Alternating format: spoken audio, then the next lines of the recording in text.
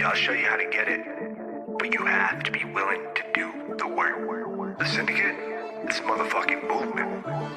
This is the Syndicate. You ain't gotta be perfect, long as you down to put the work in. If when it comes to the bullshit you allergic, well, you just might be my kind of person. Welcome to the Syndicate, where real estate wholesaling is what the business is. Ain't gotta talk about it when you out here living it, so if you out here getting it, then welcome to the Syndicate. Well, welcome to the Syndicate. All right, guys, you're listening to another episode of the Wholesaling Syndicate Boiler Room, the biggest, the best, the #1 live stream wholesaling show in the world. And today, I have something very special for you guys. I'm very excited about today's episode. We have a special guest closer that really needs no introduction. And, you know, if you've been in the wholesaling game for any amount of time, you know exactly who this person is. He's a person that's closed over 125 deals in just 50 days. The one they call the king closer, none other than my friend RJ Bates. What's up, man? Excited to be here. Thank you for having me. Of course, man. I'm excited to have you here and excited to lock up some deals and see what happens with the bucket. You know, you're never going to know what happens. And yeah, man, I'm excited you can make it. Hey, that's what this business is about, right? Closing deals, talking to sellers. So this is my my favorite topic right here. So let's do it. Let's close some deals tonight. Let's do it. Let's make it happen. All right. So, guys, if you haven't seen an episode yet, I'm going to break down how it works. We have this bucket here. We have about 20 or so people in the back room, in a different room, just waiting to be pulled. They're hanging out there. They're listening in as well. If their name gets pulled, they're going to get 5 leads from our sponsor, Speed to Lead, who's gracious enough to give us some great hot PPL leads for them to call. They can take it as far as they want. If they're experienced, they can close it themselves. If they need help or they just want to tag a friend, they can either tag in myself or RJ. RJ's a guest. I'm going to let him go first and help you guys close it. But that's pretty much it. So without further ado, let's pull some names and see if we can make some magic happen. See. All right, so we got one here. All right, so we got Frank the Tank. All right, so I'm going to shoot the link over to Frank real quick. We'll get him in here. And we're going to rock and roll. But yeah, if you guys can hear us okay, if you guys let us know where you're coming in from, drop some comments, and let's close some deals. All right.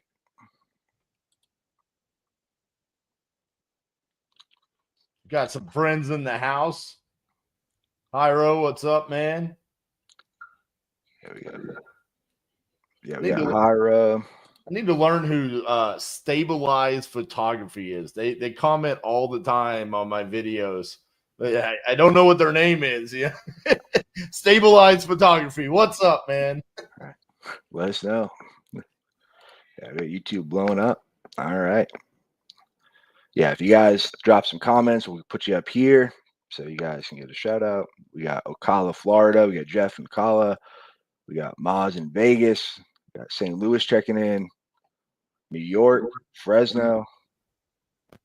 All over the place. All right, yeah. I said it. Have RJ save the day. It's always a good call. You know, my goal is always get the deal to the finish line. So whatever it takes. For those of you that are tuning in on my channel, if you're not familiar with Kai, I met Kai for the first time ever live on stage closing deals at Travis Wells' event. What was that? Probably about a year ago, year and a couple of months ago. Mm-hmm. We both got up there. It was me, Kai, and Naaman Taylor, and nothing like being handed a list of leads in front of like 100 people on stage, and then being told, "Hey, start calling with a microphone." That was awesome. But both me, well, actually, all 3 of us, we got either a signed contract, verbal agreement, something along that. That was a lot of fun, man. Yeah, it was great. Yeah, yeah, it's nerve-wracking being up there, and I think you have the video up on your YouTube. Yeah, but yeah, that was a lot of fun. Yeah, definitely. Yeah, makes calling at home and in your office a lot easier than not as nerve-wracking. Yeah, exactly. All right, so we got the man, the myth legend, Frank Mejia. What is going on, brother? How you doing? You muted yourself. Press the mic button. There we go. What up, gentlemen? There he is. Yo. What's going on, bro? RJ, it's good to see you again.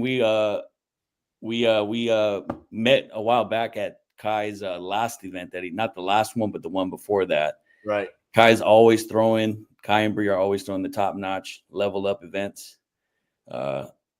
He's probably one of the main reasons why I'm doing this today is just because he opened the gateway for me, and we've been rocking now the last since May, really. So appreciative of all the game that you guys been giving, and RJ and Kai just dedicating, pouring out to all of us in the community. I love it, man. Well, let's close some deals tonight. All right. Let's do it. Let's do it. All right. So I'm going to drop the leads right now in the private chat. And as always, I have a million tabs open. I shouldn't. It's ADD for you. All right, cool. So that should be in the private chat. You guys can see it, Frank. Whenever you're ready, feel free to start calling. And Frank, if you want, I know you're a repeat customer, but we have a lot of new faces here. Do you want to give us a quick intro on who you are, where you're from, how long you've been wholesaling, just so that everyone kind of gets a good idea? Yeah, just a quick recap again. Started really kicked the door down in April going into May this past season.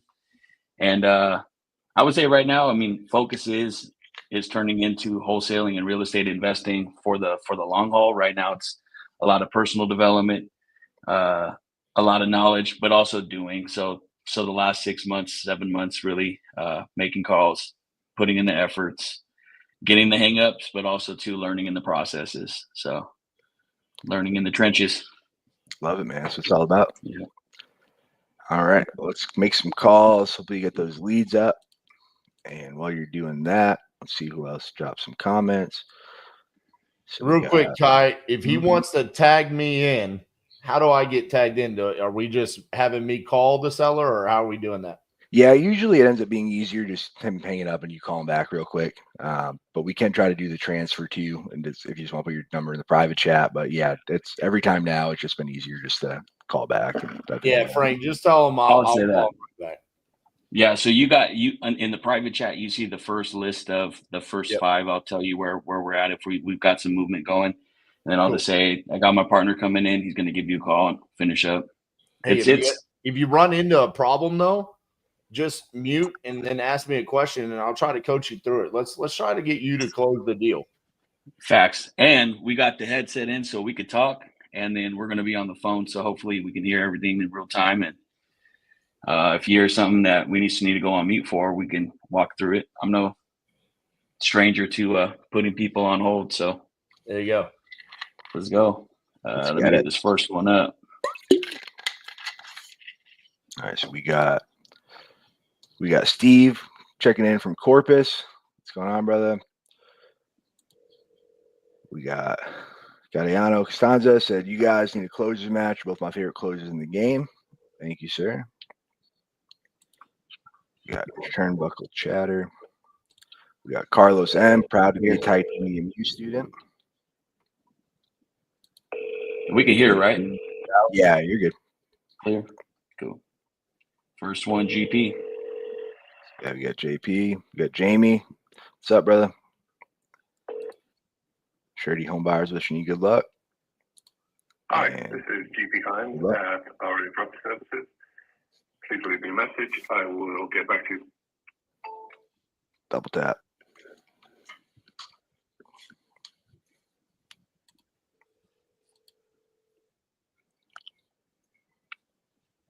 All a part of the game.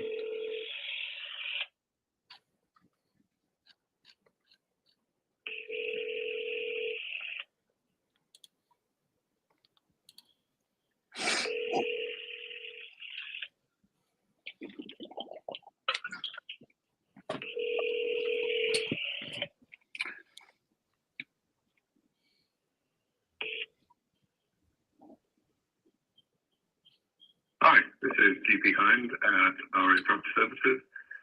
Please leave me a message. I will get back to you as soon as I'm available. Thanks. Bye. Hey, what's going on, GP? This is Frank. I'm giving you a quick call. I was notified that you may be interested in getting a cash offer on a property out in Fort Worth. I'm going to send you a quick text message. If you can, have some time, give me a call back and we'll discuss some options. All We right. said We'll Frank see. called it. We go We'll text first. him. Literally just did. Talk about speaking stuff into existence. And we're like, oh, Frank's a veteran here. He'll help you guys. And we're like, well, what if we call him first? Oh. And we called you first. Hey, Frank, I was real warming quick. up the room. It Go sounds for like it. you've done this before, but just remember if they start to say their phone number on the voicemail to mute yourself on your side. Good All call. right, I'll do that. Yeah, that's a good call. We don't want to get kicked off the stream with the first 5 seconds. This one's going viral. You also don't want to give the lead away to everybody listening. 100%. That's Yeah, YouTube always says I'm bullying people and I forget to take off the data. Like, Oh, yeah. Dude, so in 2020, that was the first time I did 50 deals in 50 states live. It was all texting. So I shared my screen on every single day. I lost all of those videos. Really? Like hundreds of thousands of views, 8 hours a day for 50 days. I mean, just gone. Oh, that's rough. You didn't have them backed up or nothing?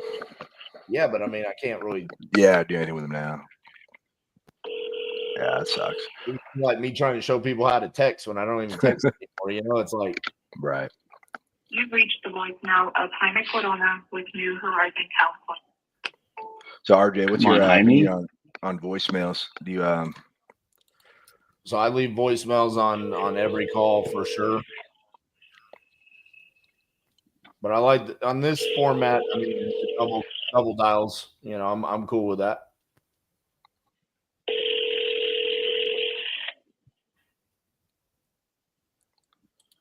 You've reached the voicemail of Jaime Corona. okay. We got to give him a quick text back. I said, how can I join this Try one program? more Yeah, so we're opening it up. So if you guys ever want to put your name in the bucket, we do this every other week, every Wednesday. So make sure you just give me a follow, and we'll announce when we're doing the next one. Got more Mark Polar. We got more Titanium University students. Man, I hear so many good things about the program. RJ, is it open right now? And I keep hearing people talk about it all the time. Yeah, You've it's reached the open. voicemail of Jaime Corona with New Horizon California Center. I'm going to text him real quick. Sorry about that. Yeah, no worries. The next class is getting onboarded on Monday. So we bring them in waves of 20 to 30 people at a time. This will be our 10th class. Man, it's been awesome to just be able to impact people's lives. And, you know, I think everybody at this point that's been a part of it would know, like, it's a lot more than just about wholesaling and how to talk to sellers and stuff like that. You know, we're really digging deep into, like, what's your purpose behind being an entrepreneur. It's just awesome. I love this, man. I love what we're doing tonight. Hello. Good evening. Can I speak with Rosa? This is her. Hey, Rosa. This happens to be Frank giving you a call. How you doing today? It's fine. Great. The reason I'm calling, I was notified. It looks like you're looking at wanting to get an offer on a property. I'm calling about a property we got an inquiry about today, which was the Hackberry Street in San Antonio. Okay, hold on. I'm going to let you talk to my husband, okay? Sounds good.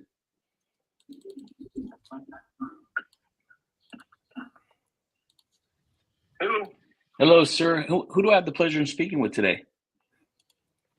Richard. Richard, nice to meet you. Hey, my name is Frank Mejia. I was notified today that you guys may be looking at possibly getting an offer on a property down in San Antonio. Wanted to see how I could help out with that. Where are you at? I'm actually located in the Austin area, but close by. Okay. Another one from Austin. Wow. Tell me about it, man. We're everywhere.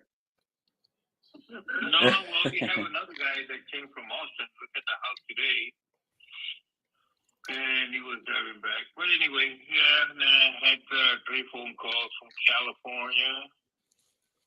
Man. Yeah, it sounds like it's been a busy day for you. Well, yeah, it's off and on. Yeah, I totally understand that. If you can, Anyway, it's a 4-2. 4 bedrooms, 2 baths in the front, plus a living room, kitchen, and dining room. And the rear is a 2-1 both of them are tin roofs. I'm going and I'm downsizing. That's why I'm getting rid of everything. Gotcha. I sold 2 houses last year also, so I'm getting rid of them. Okay. Yeah. It sounds like this is a very time-consuming process for you. If you don't mind just helping me catch up to speed, you just said motivation-wise you're just downsizing, but is there anything else that's really at this point why you're trying to move it right now, this property?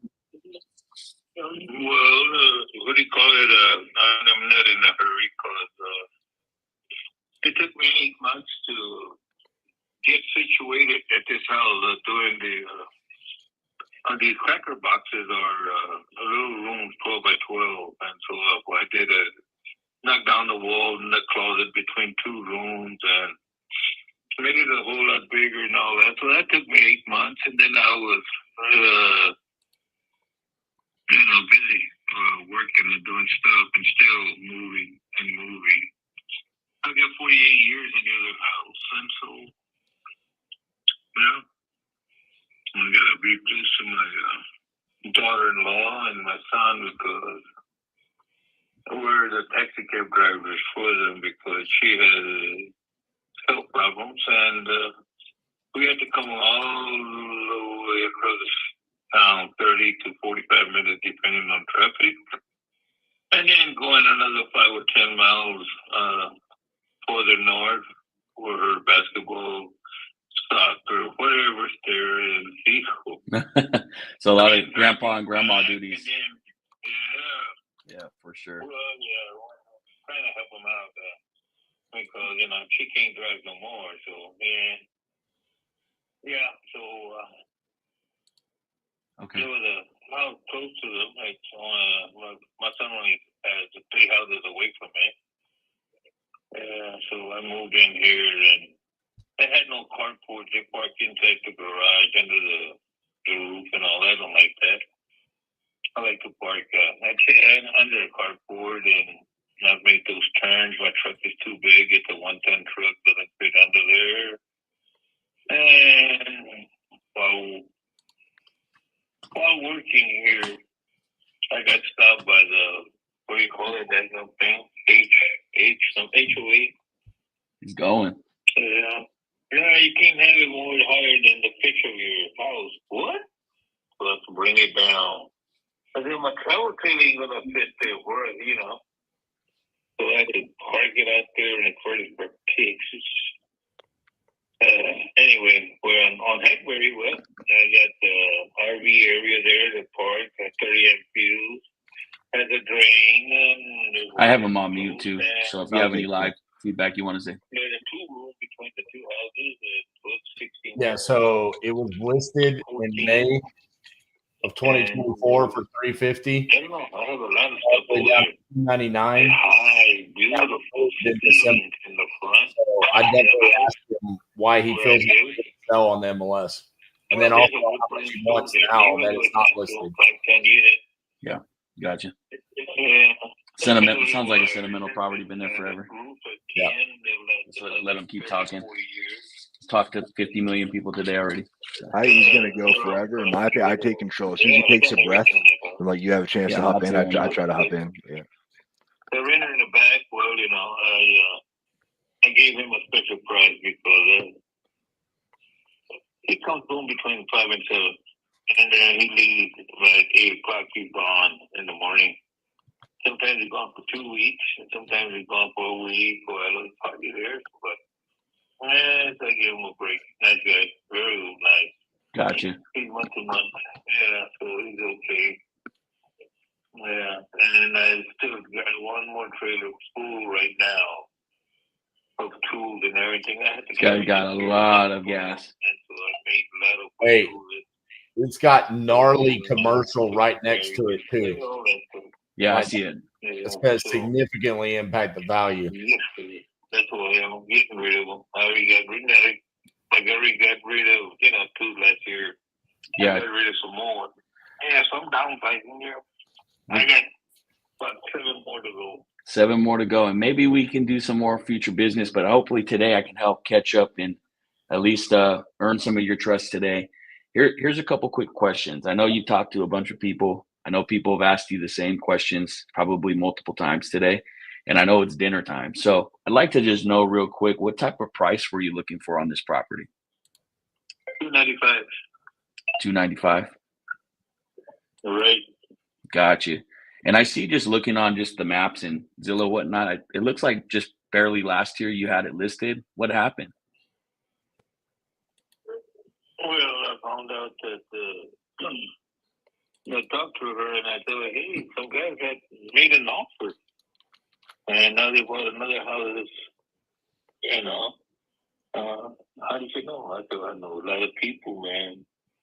I got a parking lot right next to the Alamo Dome and all that, 3 acres. Anyway, I found out. I said, well, I didn't want to lose my commission. You know, well, hell, get your signs out of my yard and get the hell out.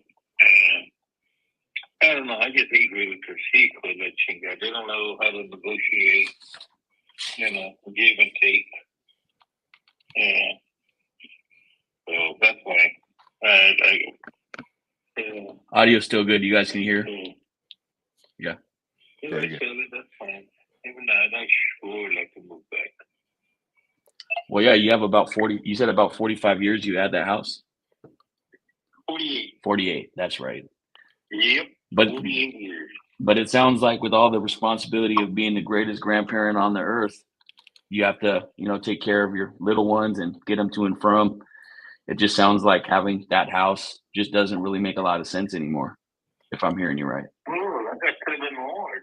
Well, again, we'll talk about those maybe here in the future, but with this one, You know, that's not a pain in the ass.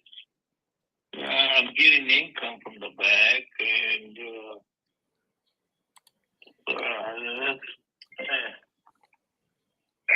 I'm not worried. I don't know. I got rid of quite a few. I got rid of 3 acres right next to the Alamo Dome. And there was I had 2 houses there, 13 lots.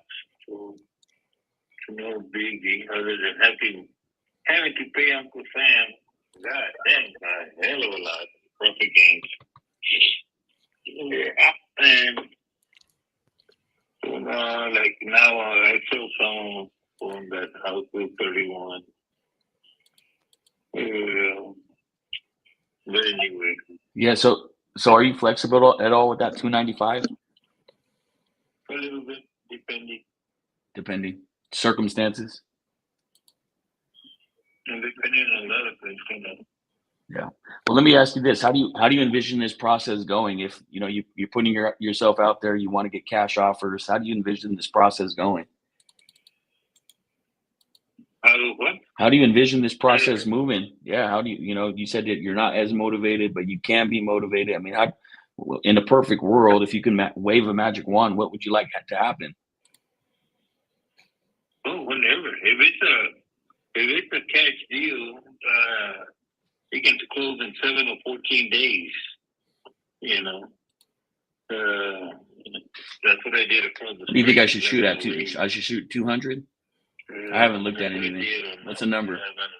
I wouldn't offer. I would just tell them, like, as an investor, man, you're way off. I mean, we're significantly low. I don't even want to offend you. Let's see how he responds. See if he chases after you. I'm not exaggerating, but I got 31 houses sold. Okay. Yeah. And when I sold the 3.25 acres next to the Alamo Dome, if I get hit, even in the past. Well, you know. I just go back to, okay, it's been on there for 6 months, man. You haven't gotten the number you wanted. You took it off the market. Like, well, how are you coming up with this number? If you don't mind me asking, where are you getting this number from? How much? That's why once I sold this one, I know I got another one either I sold 105 to Floyd or 1109 Highbury right next door. Yeah, I could take a look at those, but just out of curiosity, I mean, this has been out there for a while. It hasn't got the actual responses. I mean, as an investor, I mean, I don't want to even offend you. How'd you come up with the 295?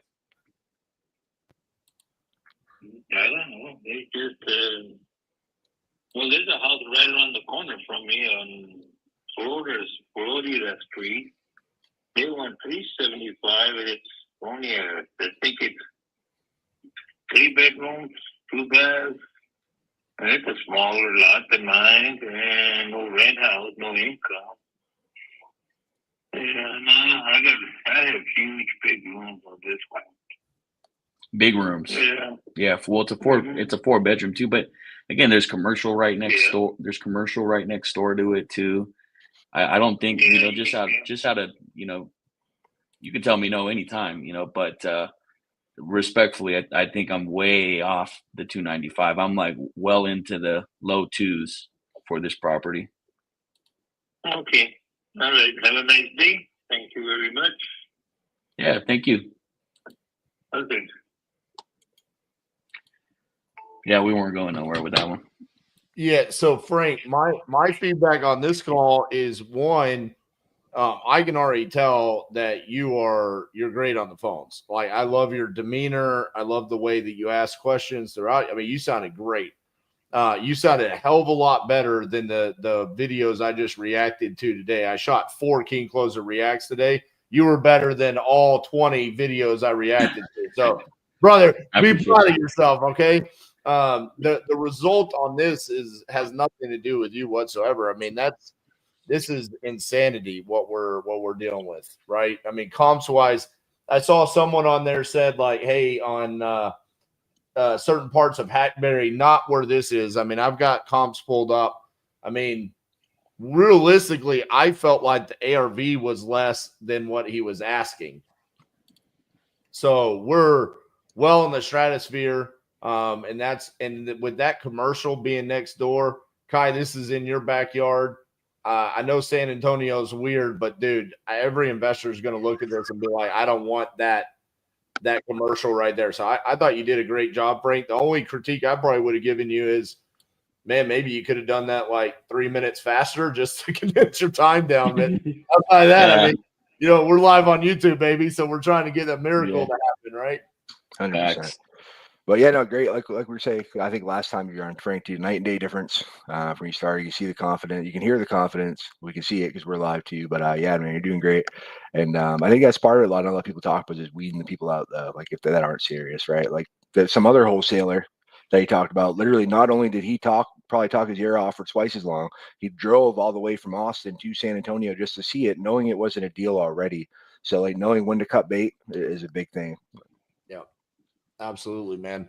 And again, you could almost tell in the first 3 minutes of talking to him, he wasn't going to be realistic. He wasn't really going to come down. And then the question about, hey, why didn't it sell on the MLS? His response was, realtors don't know how to negotiate. Realtors don't negotiate. Realtors are representatives of the seller and the buyer. All they do is relay whatever the buyer or seller told them. So you're right. They don't know how to negotiate because that's not their job. So right there, I mean, you just know you're dealing with someone that's not going to be realistic, probably not someone we want to be in a short-term marriage, right? For the next 30 to 45 years. I don't want to deal with that guy. All right, let's go. We got one more up. Let's do it. Yeah.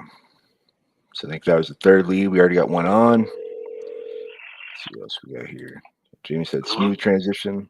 Hey, good evening. Is Jeffrey there? Yes, Jeffrey, pleasure to meet you. Hey, this is Frank Mejia. I'm giving you a call today. We just learned it looks like you're doing some research on possibly getting a cash offer on a property down in San Antonio. I'm not. So fill out a form? Not a form, but we one of our partners reached out and may have caught some interest in you. Is that something that you'd like to discuss? Just ask a couple quick questions, maybe get you an offer together. Not really, honestly. Not really. Not really, like you're not interested in selling your property, or not interested, you just don't have the time. I mean, I know y'all are cash buyers, so y'all trying to do like short sale purchases and stuff like that. So I would want like how much do you want for my house. So how much do you want? And if you can tell me just off the top, I mean, what are you looking at specifically? 400. All right. While I get your file pulled up, let me take a look. Yeah, that's a pretty high number. How'd you get up to that number? How'd you get there? Comps. Comps. Like you have one like in the neighborhood that just got redone, and I got friends that are real estate agents, and they were just telling me. okay. So you Why got haven't you listed it? some real estate agents? No, I've got friends that are real estate agents. I'm in construction, so. Okay. And what do you do specifically? Are you a contractor, GC, or? Swimming pool builder. Okay, nice. Okay. So if you have friends and you want that money, how come you haven't listed it yet on the market? Well, I don't. I haven't. I mean, it's almost paid off, and everything's for sale. I mean, so. Yeah. I mean, I know a lot of people say that, and some are really about that, and then some are just, they're just saying it just to say it. But are you? I don't know. If someone offered me $4 for the house, I'd take it.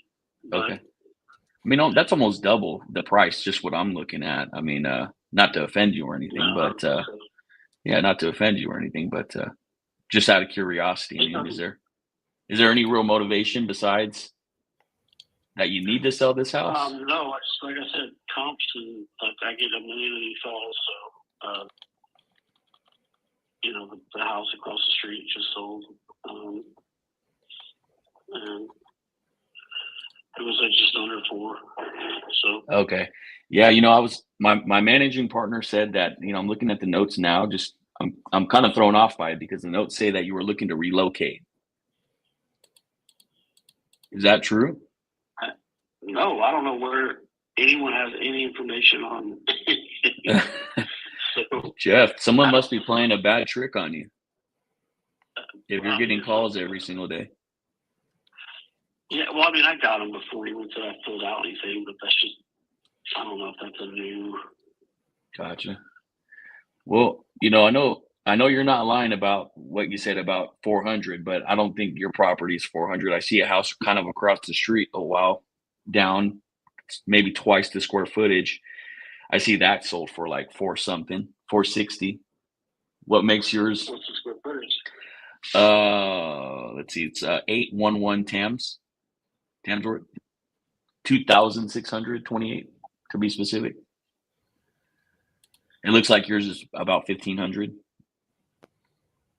So there could be some big differences with square footage and amenities and whatever else. That one's.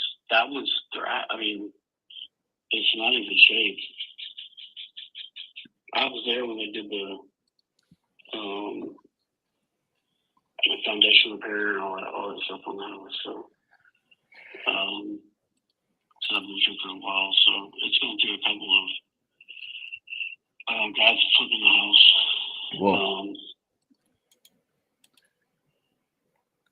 Well, let's spin it back to you. I mean, are you looking to do anything with your house? I mean, is it something that is a need that you need to do this today with your house, or 6 months from now? What? No. Not at all. No. Okay. Yeah. Well, I don't want to keep you longer than you need to be, but I do appreciate you giving me a quick 5 minutes every time. So you won't hear from me again. I hope you have the best rest of your night. Okay. Okay, you can. So Frank, on this one, Someone play the trick. Well, this is a cold call lead, right? From Speed to Lead. So they called and probably said, "Hey, are you interested in selling it?" He probably said something like, "Yeah, for the right price." He said it on your call. Everything for sale, sure. Make me an offer, right? And then he's knowledgeable, but he says things like, you want to do short sales. Okay, he's not that knowledgeable because he wouldn't have said something stupid like short sell. The house across the street did sell, 26, 28 square foot. We got him that information. This is why it's important to be comping while you're on the phone, right? So you can leverage that if there's motivation. Here's the thing I always tell people, Frank, the two most important things that we figure out when we're on the phone is price and motivation. The price is irrelevant. It just makes makes us know how we need to navigate the rest of the conversation, whether or not we can just say, yeah, it's a banger of a price, let's do it, or we need to educate them on why it's wrong. What was lacking here is motivation. He told you multiple times, I don't need to sell. Yeah. It's almost paid off. I mean, sure, if someone gives me 400,000, I'll take it. You know, this just wasn't a good motivated seller that, you know, he's not motivated. He's just yeah, I mean, if you give me whatever I want, this ridiculous price. I thought on both of those calls, man, I thought you sounded you don't sound like you've only been doing this for, 6-7 months. You sound like you've been doing this for a while. You sound very composed, good questions, and realistically, this is just part of the game. I mean, this is the part right here that, no one wants to watch this on my YouTube channel, right? They'll watch the ones where I say, hey, watch me close this deal, and it's a 20-minute call and I get to close. What they didn't see is for an hour and a half, I had to go through 8 of these conversations to get to that 20-minute close, right? I thought you did great, man. I think you should be proud of yourself. Well, thanks for coming on, man. I know everyone's excited to jump in here too with the squad. So, Kai, as always, man, putting things together, man. Mastermind yourself. So I appreciate you guys. For sure, brother. Yeah, great job, man. If any of these call through after, I mean, we're going to be here till 8. I'll let you guys know if something calls. Yeah, same here. Yeah, shoot him a text, let us know, and we'll get you back in here if any of the other people respond back. But yeah, same exact thing. RJ said, great job, man. Keep crushing it. Hey, RLTD said, would iSpeed the lead refund that? I believe they would. I believe if you recorded that and based off the way he said it, I think that would be a full refund for that. Let's go. Put it in, Kai. Let's go. We got the recording. Let's go. All right, man. Thanks, guys. Still getting over a scoff. All right. So we got some answers. I mean, literally just 5 leads in just a short window. We got some people on the line, which is what it's all about. So let's shake it up. We'll go through some of these comments, and as we're doing that, let's pull another one. I hope we get a woman. We got Rob. So nowadays you don't know, but I'm guessing Rob's not a woman. Damn it, Rob. All right, Rob. You will be hopping in just a second. Let's go through some of these comments while we're waiting for Rob to step up to bat. All right. So 2 for 5, right? On the connection rate, 40% connection rate on the first. Well, really, I mean, I know we double dial them, but basically the first dial. Here's the thing I've been telling everybody, Kai, is when it comes to speed to lead, the objective here on these types of deals, are these exclusive or are these coupon club? These are coupon club. Okay. So the goal here is that you should close 1 out of every 25. So we're 5 into we're 2 into our 25 because we would still have to follow up with those other 3. But to me, those 2 are dead leads. Like I'm killing those. I'm never contacting them again until like at the end of the quarter. And then I'll just have a virtual assistant or somebody call those and be like, hey, did you ever sell that property? You need to sell it. You want to talk to us again? And maybe we can regenerate something. But to me, those are done. But we still have the 3 that we need to get a hold of. And this is what I tell people. 1 out of 25, man. This is what you got to do. Yeah, 100%. Yeah, and I'm the same way. Honestly, for me, the best possible scenario is getting a deal right then and there, right? But I'd rather have a no or someone like there's no motivation. I weeded them out so I don't keep wasting time on them like day after day. Because again, part of it is just just focusing on just the best ones, right? Focusing on people that have some motivation that do want to sell if the timing's right. And we could tell that it wasn't there. So. Let's see. Travis is right. He said that conversation should have been 2 minutes, maybe. He's right. And here's the funny thing about that, man. For the people that are consistently doing deals, we look at that and we go, I don't want to waste my time talking to you. Like, you're, hey, do you want to sell? Maybe. I mean, I'm like Travis. I just be like, you want to call me back when you make up your mind on what you want to do? I mean, 100%. Now, I usually ask them, like, are you just, and they say that, like, oh, if I get the right price, I think that's probably one of the most common things we hear, right? Like, oh, if I get the right price, sure, I'll sell. I usually ask them, like, so are you just waiting for a sucker to come along? Or like, you actually want to sell if we come to a reasonable number? Or you just want someone to pay way more? I just tell them, right, if I get the right price, what's the right price? Let's go. Mhm. I don't want to play games. Didn't sound like you want to play games, right? Because sometimes when they say that, they do want to play games. So if you kind of call them on it, like, I'm not here to play games. Tell me what the right price is. I'll tell you yes or no. Yeah. 100%. Yeah, it's just tough. I feel like that's something that takes a while to learn. Just like taking control of the conversation and just knowing this, because like sometimes like certain sellers you don't want to treat like that, but when they're being like that in the beginning, they're being real abrasive and laughing and just not too serious. You just kind of want to check them a bit. Where's Rob at? Let's bring him in. Hey, what's going on, bro? What's up? How you doing, man? I'm doing well, man. Excited to be here. Thank you guys for putting this together. Rob, you gonna close the deal? Hell yeah. As long as you don't talk to those two sellers, right? You're like, give me something better than that, right? Yeah, that's really it, man. Yeah, it's like just you can do like everything right, and if you don't get the right person at the right time, this is really, it doesn't matter who's on the call. There's not much you're gonna do with those ones. But all right, Rob. So I just sent had you my over share the of those leads. conversations. Mm-hmm. Yeah. So I just sent you over those leads, Rob. We should be able to pull them up. Cool. As you're doing that, if you just want to give us a quick introduction, let everybody know who you are, where you're from, how long you've been in the game. Yeah, my name is Rob Villa. I'm here in San Antonio. Been in mortgage previously for 18 years. I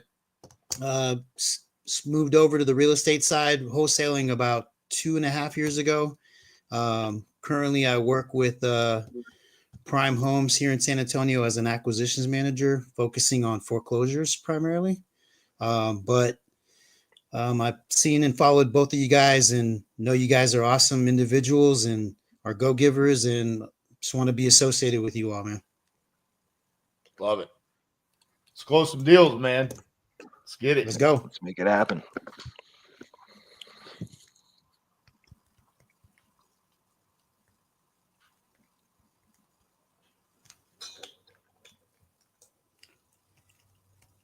Oh, we found out who Stabilized Photography was, right? That's when you're trying to find out who it is.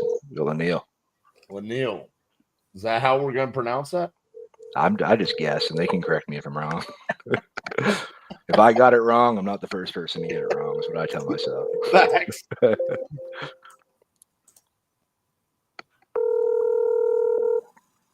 Hello? Hi, may I speak to Benita? How can I help you? Hi, Benita. My name is Rob Villa here in San Antonio. How are you? Fine. Awesome. Benita, I don't mean to interrupt your day. Received some information from a colleague that you might be interested in potentially receiving a cash offer on your home in San Antonio. Is that true? What was that again? I received some information from a colleague that you might be interested in receiving a cash offer for your home in San Antonio. Is that true? So how's this thing getting around? Everybody's calling me. There's data out there that we try to find and match up the best buyers for everyone. So definitely not to be interrupting you or ruining your day, but just want to be able to offer some support and see if we can find the right fit for you. I'm here locally as well. Okay. So your home on Bluegrass, I see what they gave us as far as, the reasoning behind it. And please correct me if I'm wrong here. It says that you're relocating. You see, they're putting down things that is not true. Okay. The only thing is the house is going to be selling for, without using a realtor, $240,000, very firm price, and I'm not negotiating with nobody. And I'm not going to talk business until the end of March. And that's, call me back then, because I'm not discussing anything right now. Okay. That's all the information I can give you right now. 240, not negotiable, in March, and that's it. Got it. So somebody must have given some information out really preliminarily based on something you really didn't expect. Well, I don't care what they get. I don't care what they're giving out. Whatever, that's what they're putting in. No. Defeats the whole thing. It doesn't matter to me, because I'm not listening to none of that nonsense. Understood. Not necessarily, the reasoning or anything like that, Benita, but just that you're really not interested in selling right now. Excuse me? Not the fact that you're relocating or anything like that, but I'm not. Okay, again, like I said, I'm not going to go into discussing all this other stuff that you're reading or whatever. Whoever put that out, Awesome. I don't know who put it out. Okay. I'm not there to discuss anything. The Okay. only thing I can give you, the only information that I'm about to give you, is the property will be sold at 240 at the end of, I'll consider it end of March. We'll discuss then. At this present time, I'm not discussing anything. I'm not accepting any offers other than what I mentioned, and that's it. I mean, if you're interested, call me back at the end of March. If you're not, that's fine. Just leave things alone. Got it. Thank you for discussing anything with nobody. I'm sorry to interrupt you, even Benita. Thank you for your time. I appreciate your courtesy. Hope you have a great day. Another one. All right, Should have got out that one quicker. My bad. Rob, here's what I want you to know about this, okay? People get in their fields about this. You do acquisitions. You've been doing it for 2 years, right? In that situation right there, like, dude, don't even bat your eye at it. Don't even waste your emotions or your feelings on 10 seconds of that. Okay. Got it. Yep. Who are you in this transaction? Who are you in this transaction? I'm the one helping her. I'm the one helping her. You're the buyer, right? Yeah. Yeah. All right. Now imagine you walked in to buy a car and the car salesman walked up to you and treated you the way Benita just treated you. What would you do? Walk the fuck out. I'm fuck you, bro. I'm out of here. Right? Yeah. But it's hard to do that when you invest money into leads, right? And here's the thing. Everyone is like right now, this wave of people are going to speed lead, and we're getting these predictive AI calls, and they're like, it's bullshit because of that and because of the first two sellers. Here's the thing. It's not. Okay. We just roll with the punches. We look at this and we go, we don't need Benita because Benita doesn't need us. Yeah. Our price is full market value, brother. I know. So we don't even need her to yell at us, right? All right, Benita, I'll talk to you in March, and never think about her again and just move on. You know what I'm saying? Save all of that energy in there, you know? Gotcha. Just move on from her. Gotcha. You don't deserve to be treated that way. Right? Yeah, you're right. You know, so on to the next one. Yeah, that's it. It doesn't really matter where the lead comes from. You're going to get some people like that, right? It could Oh be yeah, I've been treated worse on the phone. Yeah. Trust me, doing foreclosures. I mean, yeah, that was cake. My favorite thing when they come out real aggressive like that and just being dicks for no reason. I'm like, I'm sorry, did I do something to offend you? And then I just shut up. I call them on it. Half the time they'll back down. Other times they'll just triple down. I'm like, all right, bye. But that one, I feel like she probably would have tripled down and just been like, oh. But I mean, dude. All right, she's just so offended at life. Yeah. I wonder why. That probably would have been my statement right there. I think I understand why you sound so upset, Benita.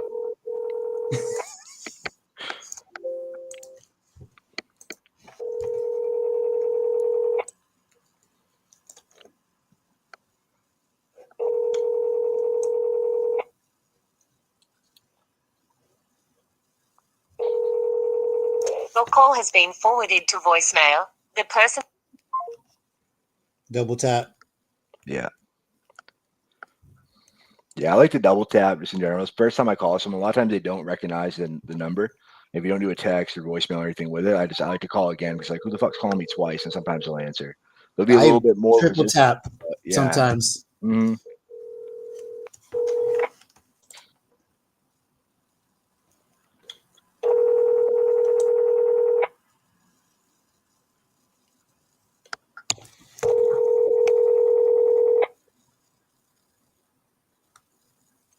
Timothy, Rob. Your call has been forwarded to voicemail. The person you're trying to reach.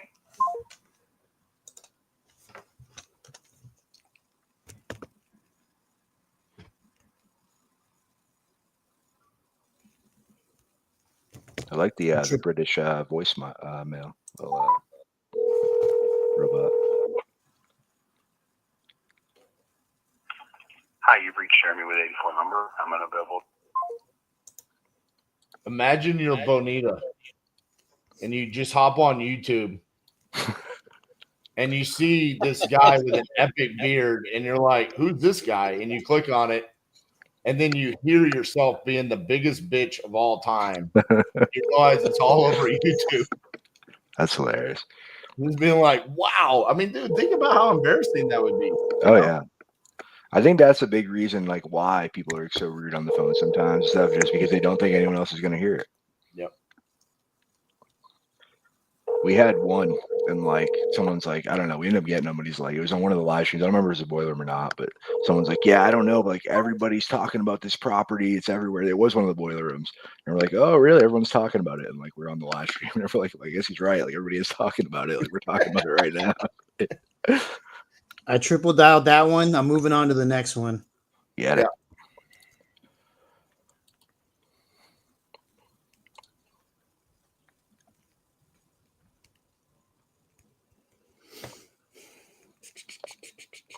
Victor said Bonita is the new Karen in Spanish.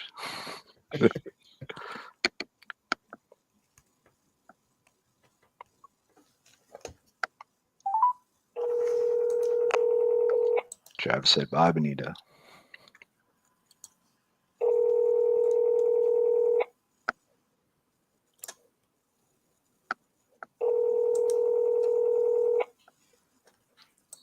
Let's go, baby.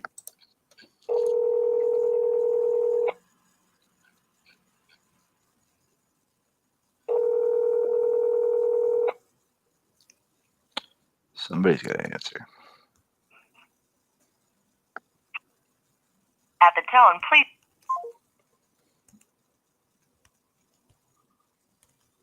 Double tap.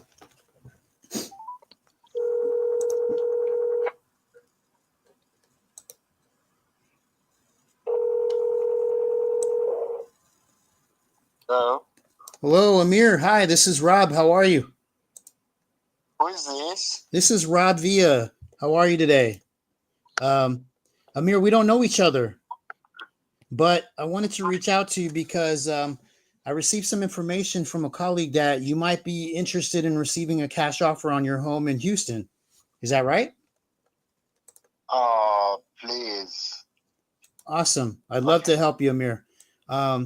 So from what I understood, and please correct me if... Listen to me, please. Yes, sir. All right. Go do your research, please.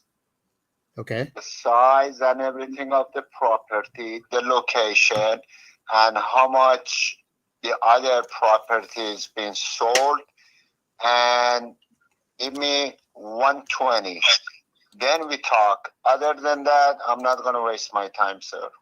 Okay, let me just make sure I understand you accurately so that I don't waste your time, Amir. I totally respect that. So just to make sure I'm following you, you're looking for 120,000? Correct. That the similar property goes for 145, and this needs the structural is perfect. It may need fresh painting. Maybe wood floor needs to be changed, and little maybe cosmetic things. So for that, I'm taking $25,000 less. So do your research. When you're ready to give me 120, I sell it to you tomorrow. Gotcha. So you're looking for someone to move in the property, essentially. You're not looking for a cash offer. I am looking for cash offer. Gotcha. So anybody that would give you a cash offer, Amir, and please don't take this in any way, then just try to give you some guidance, is obviously going to be an investor who is for profit.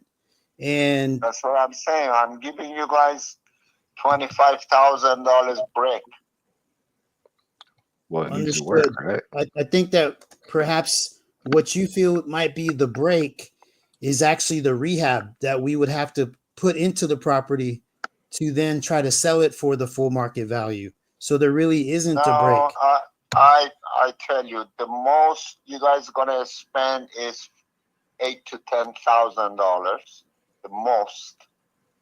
It's a small place, so it's got new AC, it's got new fence, nothing structurally. So a little bit of cosmetic here and there is not going to cost you. It's got refrigerator, it's got burner, and $8,000 to $10,000 the most.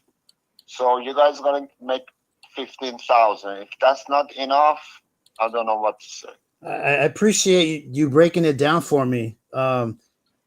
Just one thing that you might be overlooking in the whole calculation, so that you actually do find a buyer for yourself. I thought you are the buyer. No, I am a buyer, but I may not be your buyer, Amir, is what I'm telling you. The reason being is one thing that you're not considering is the fact that it's going to have to go through a realtor, and there's commissions that are paid out to a realtor on both sides. No. You know how many calls I get a day? No commission, no closing costs. And I already had $110,000 offer. I can send you the text. I didn't sell it. So if you want to come up with more than that, I'll be more than happy to listen to you. But no, if you want to lowball it, please don't waste your time. No, that's not the intent, Amira. It's not to lowball. It's to actually find an opportunity for both of us to benefit. From what I'm hearing, the benefit is all going to be on your side, because you're right. I'd be the buyer, but I'm going to have to sell the property eventually, Amir. I understand, but I'm not sure you're listening to me. I already had $110,000 cash, no closing costs, no nothing, no agent commission. Why didn't you take it? And I didn't sell it. So you need to do better than that. Got it. Yes, sir. I really think that you had an offer that you probably should have taken, Amir. You may want to reconsider that. No, okay. I'll think about it. Understood. Well, I certainly appreciate the time that you've given me. Yes, sir. Thank you very much. My pleasure. You have a wonderful evening, Amir. You too. Bye. Bye. Another tough one. Give me some feedback, guys. Yeah. So one thing I do different, like real quick, like, hey, reason for the call, right? Like I just try to get into, I do my quick intro, like, hey, Rob, it's Kai giving you a call. How you doing today? Great. Hey, Rob, reason for the call. And I try to immediately take control and start doing it. That guy, I don't think he's going to let you take control either. You could tell right away he's gotten a lot of calls. I'm sure you heard it as well. And I would I'd bring that to the forefront and be like, hey, Rob, let me ask you, man, correct me if I'm wrong. It sounds like you've gotten a lot of calls about this. Is that right? And then, he was, yeah, I talk to you, whatever. Then you kind of open up like, okay, well, why do you want to sell, right? Because I want to find what's the motivation. Like, is there motivation? What's going on? Like, do you just want this magic number you picked out, or is there actually a reason you want to sell? Because cash is something, but maybe we can work something else out. Like, what's going on here, Rob? Fill me in. And then if he opens up, he gives you something great. If not, he doesn't. And you just know to cut your losses and move on. Yeah. But that's about all I have, man. Besides that, I think your tonality's good. You can tell you've been doing it. And it's just, some people it's just not the right time, and they're, you just gotta keep making the calls. Yeah. What do you think, RJ? How much did he think that could sell for after it was fixed up? He said 140. And we had comps at we did have one comp at 160, but Darian, help me out on that comp that you have there at 160. What was the square footage? Because our is it 600 square feet? From what I'm saying on this app, I don't know if it's accurate or not, but it is saying it's 326, right? Or is it 323? Which one did I put? 323 is 1,100 square feet. I think they have two different models. They have an 1,100 square feet and a 600 square feet. I don't know how accurate my data is on the Envelo, but I believe that one was a 700 square foot one. But here, let me see if I can double check. I just exited out of the page. So my feedback on this, Rob, is this lead right here is a great lead that in order for us to become like a great wholesaler, we have to be able to close like 1 out of 9 of those. Okay. So what we have to do here is really understand what the motivation is. And he was such a lunatic at the beginning. It was really hard, right? Do your research, call me back, all of that. Yeah. Yeah, it was 622. Sorry to interrupt. So that 160 is 622? Yes, sir. Okay, so We sold on November 1st, 2024. So we've got 160. Rob, you want me to call him back? Yeah. Let's do it. Thanks, Darian. And real quick, guys, I know it's probably just brought Darian in out of nowhere. Darian, he's a San Antonio agent here. He's helping us in the comps in the back room. So if you haven't yet, make sure you go give Darian a follow. And if you need help with anything real estate agent related, Darian's your guy in San Antonio. Appreciate you, guys. Or if y'all guys want to lose in the golf course, hit me up. All right. It was the 713 number, right? Yep.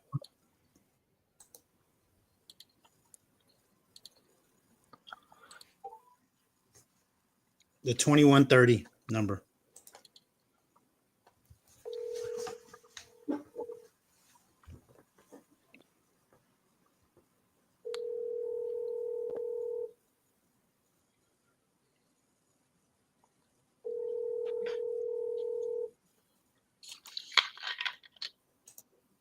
See, bud.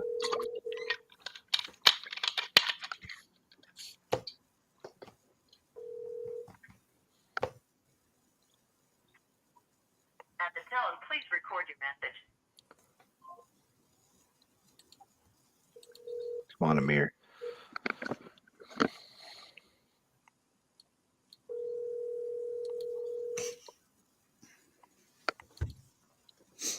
Pick up. Use the triple tap. It required the 3 for him.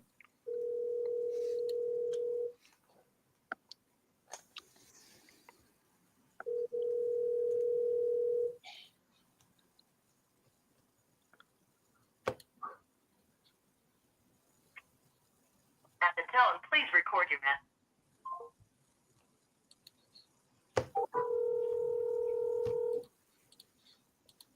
Third time's a charm.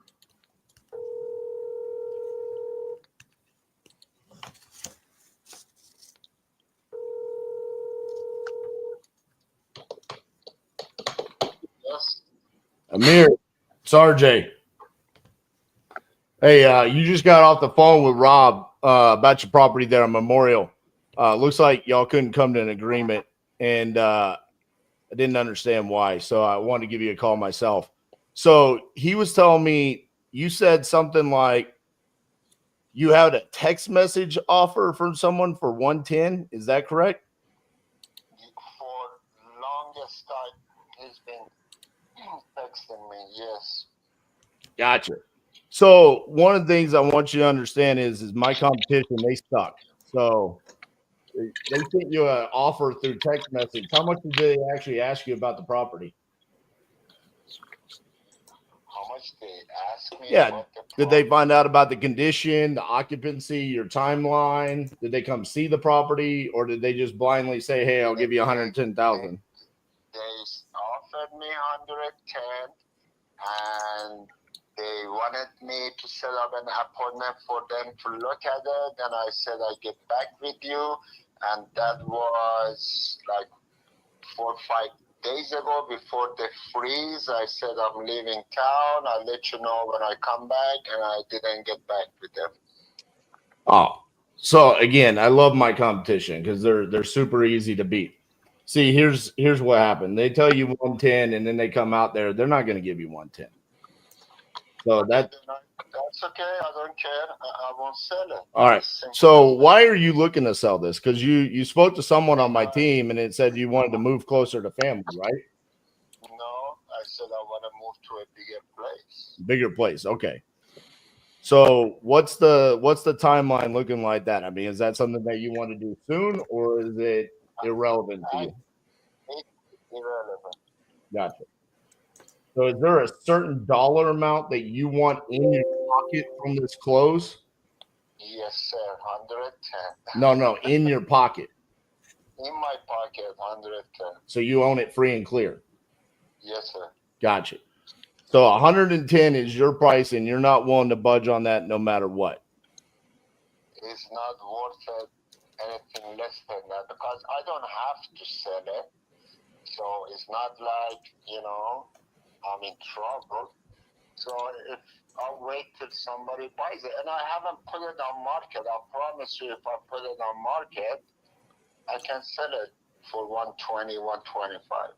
All right. So let's say you do that. So say you put it on the market and you sell it for 120,000, you would have roughly somewhere between 8 to 10% in closing costs between realtor commissions and the closing costs. And then you're also going to have to go through an inspection where they're going to hit you up for inspection items where you would have to do repairs or give them a credit. Is that something that you would want to go through? I don't think they're gonna find anything by inspection, $300, and they have to pay for it. There is nothing wrong with the property, and whatever it is, I'm telling them it needs new, fresh painting, and the floor parquet needs to be changed, and basically that's about it. So what inspection gonna tell them? I have no idea. Well, I can tell you, as someone that has sold hundreds of properties, there has never been one property that I've ever listed where the inspector came back and said nothing needs to be done. I mean, they will always find something. That's their job. It's a liability issue, right? Okay.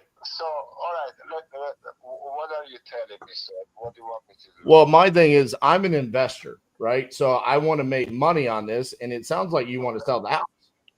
So if we're the right fix, if we're the right solution for you, then I want to do that. I just don't want to hang up the phone because we don't even have a conversation about why you want to sell. Sounds like maybe listing with a realtor is the best option for you. However, my concern would be that the property does need paint, that it does need new wood floors, and you also mentioned to Rob that it needs cosmetics. So are we able to get 120, 125 with those with the condition that it's in? Because if you do your research, you're gonna see the same property been sold for 145. In the same condition? No, in an upgraded condition. Correct. So here's the thing about that. So when it needs repairs, it's not just the dollar amount that you're discounting for the amount of repairs. It's that you also need to discount for the person that's doing the repairs, right? So in my case, if I'm going to come in and I'm going to do the repairs, I want to make money. I got kids. Do you have kids? I have 5 of them. 5 of them. So you know how much they eat, right? Yeah, exactly. I mean, I've got a kid that plays hockey. He eats like $300 worth of groceries in 3 days, so I got to make money. And so that's my thing here is I'm just saying. I mean, what about the kid, the mom? She's got a black hair. Oh my God. She is on a shopping spree every day. That is my biggest concern. So you got to make money on this just to give mom some money, huh? Exactly. Yeah, I got you. So you want to find a new place. What are you going to do with the money? Is it for a down payment or is it to go find a place to spend $110,000 on? No, it's going to be for down payment. And I tell you what, if you do me right, I'm going to sell another property to you in the same location. So it's in Memorial Drive, like the same complex? Same complex. Okay, how much are you going to give that one to me for?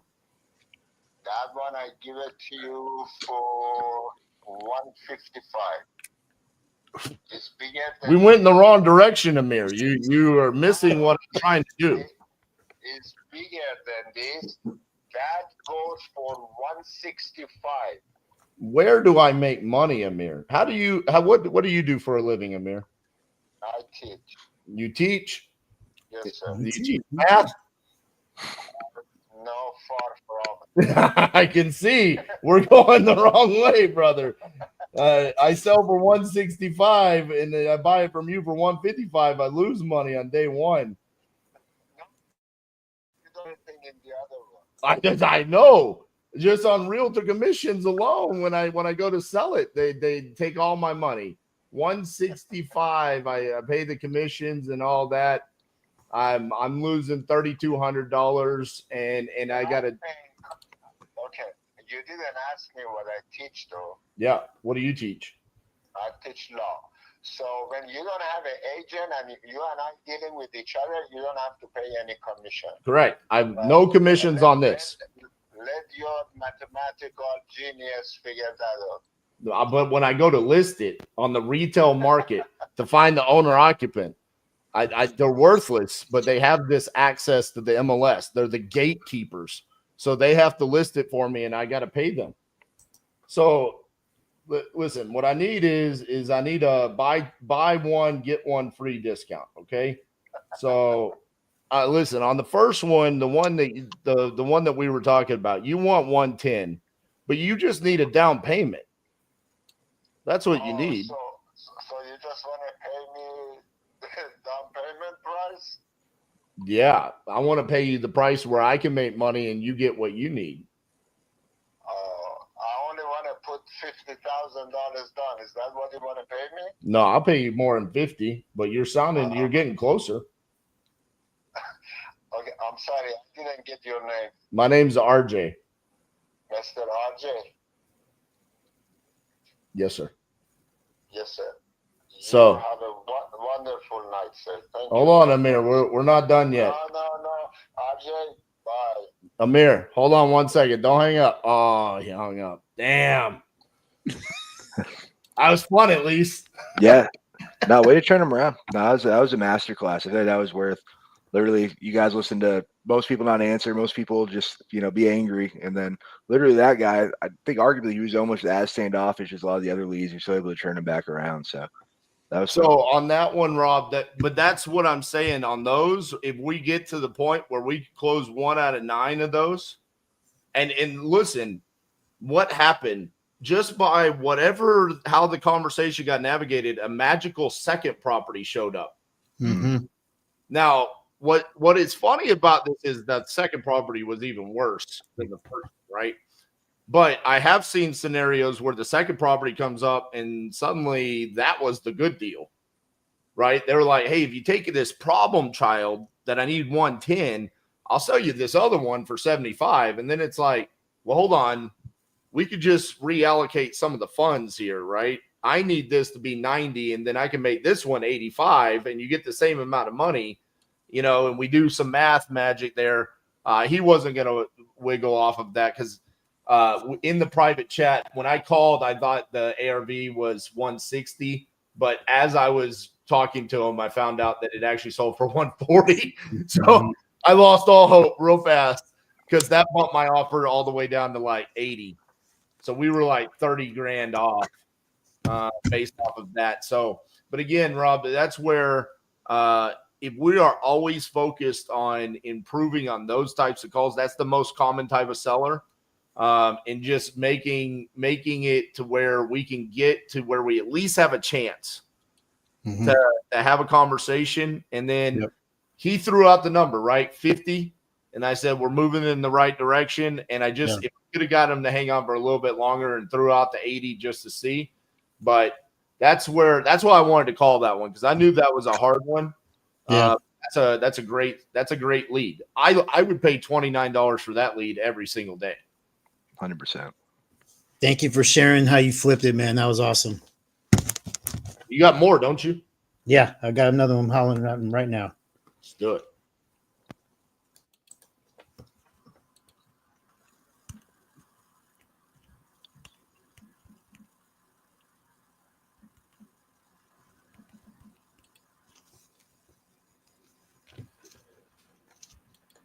Kids is a great tactic, by the way. Yeah, he instantly built rapport. I feel like he dropped his guard just like that and just opened up a bit. Kids and groceries. What are pain points in America right now? The cost of groceries, the cost of gas, right? Leverage it before Trump fixes it. And then you have to come up with something else. Facts.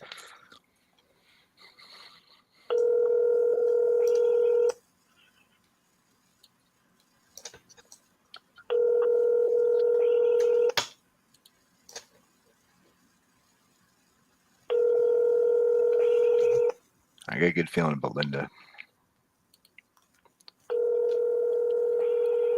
Actually, I was going to do something. I'm sorry, the person you were trying to reach. All right. Rob, are you cool with me getting you a lead in a different location, not Texas? Yeah. Cool.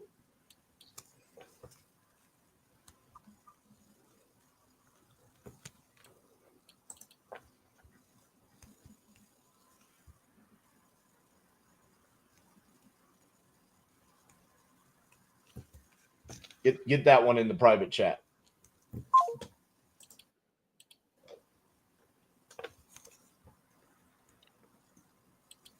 So Kai, I've got the old school coupon club.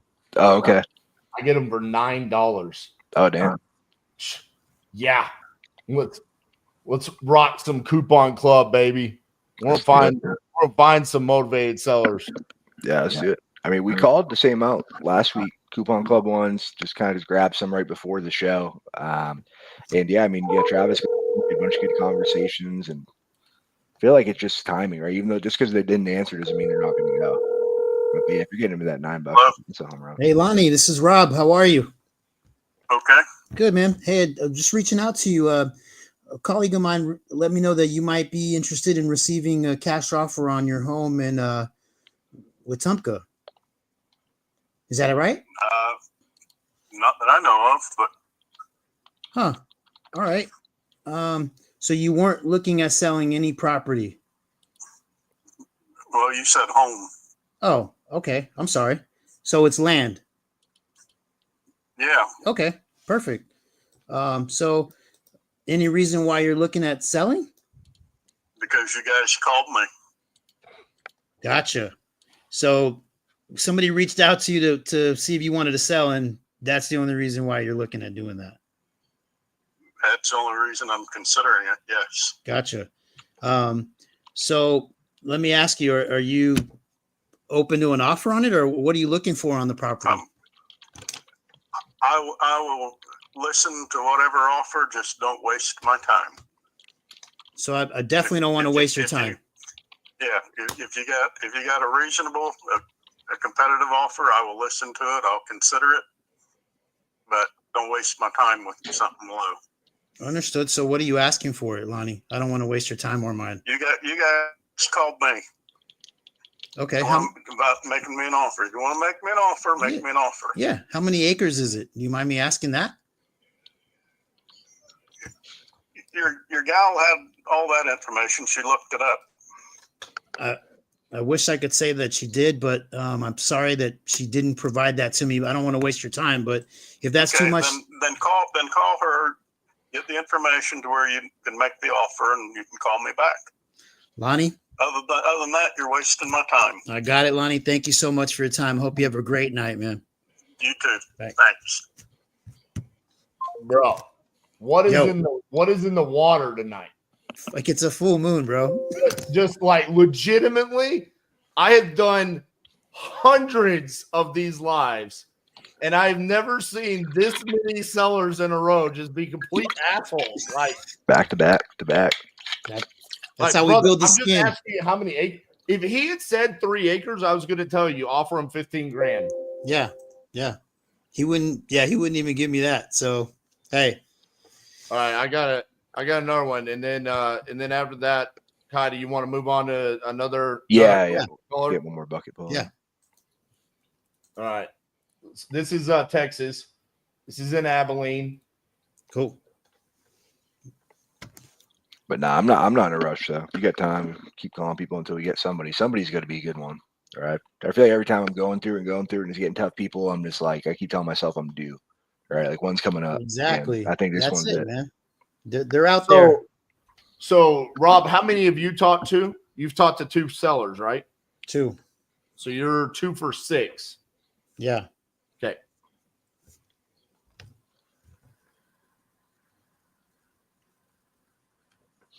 Rob, clean up your intro.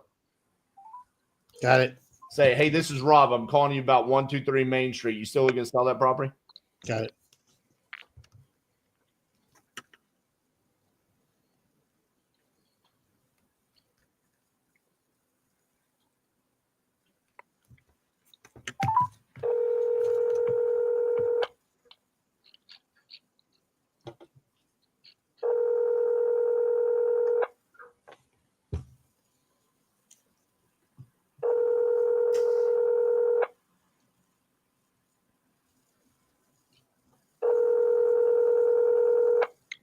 So Jorge said, how can I subscribe to your emails, get notified of these calls? So the best way to stay up to date is join our free school group, just Wholesaling Syndicate. James. Hey, this is Rob. How are you? I hope I'm doing good. What can I do for you? Yeah, definitely. I feel you on that. It's been one of those days for me too. Hey, I was just reaching out because your home on 310 Y'all Road in Abilene. You still looking to sell that? Yes, but I'm not looking to mess around, and I'm not looking for any BS. So how about that? Yeah, that's perfect. That's just exactly the type of people that I like to work with, James. So tell me, what's the price you're looking to get for the property? I'll tell you what. I'll tell you what I got going on. Okay. I owe $245. I've been on Red Bend. I pulled up prompts on it,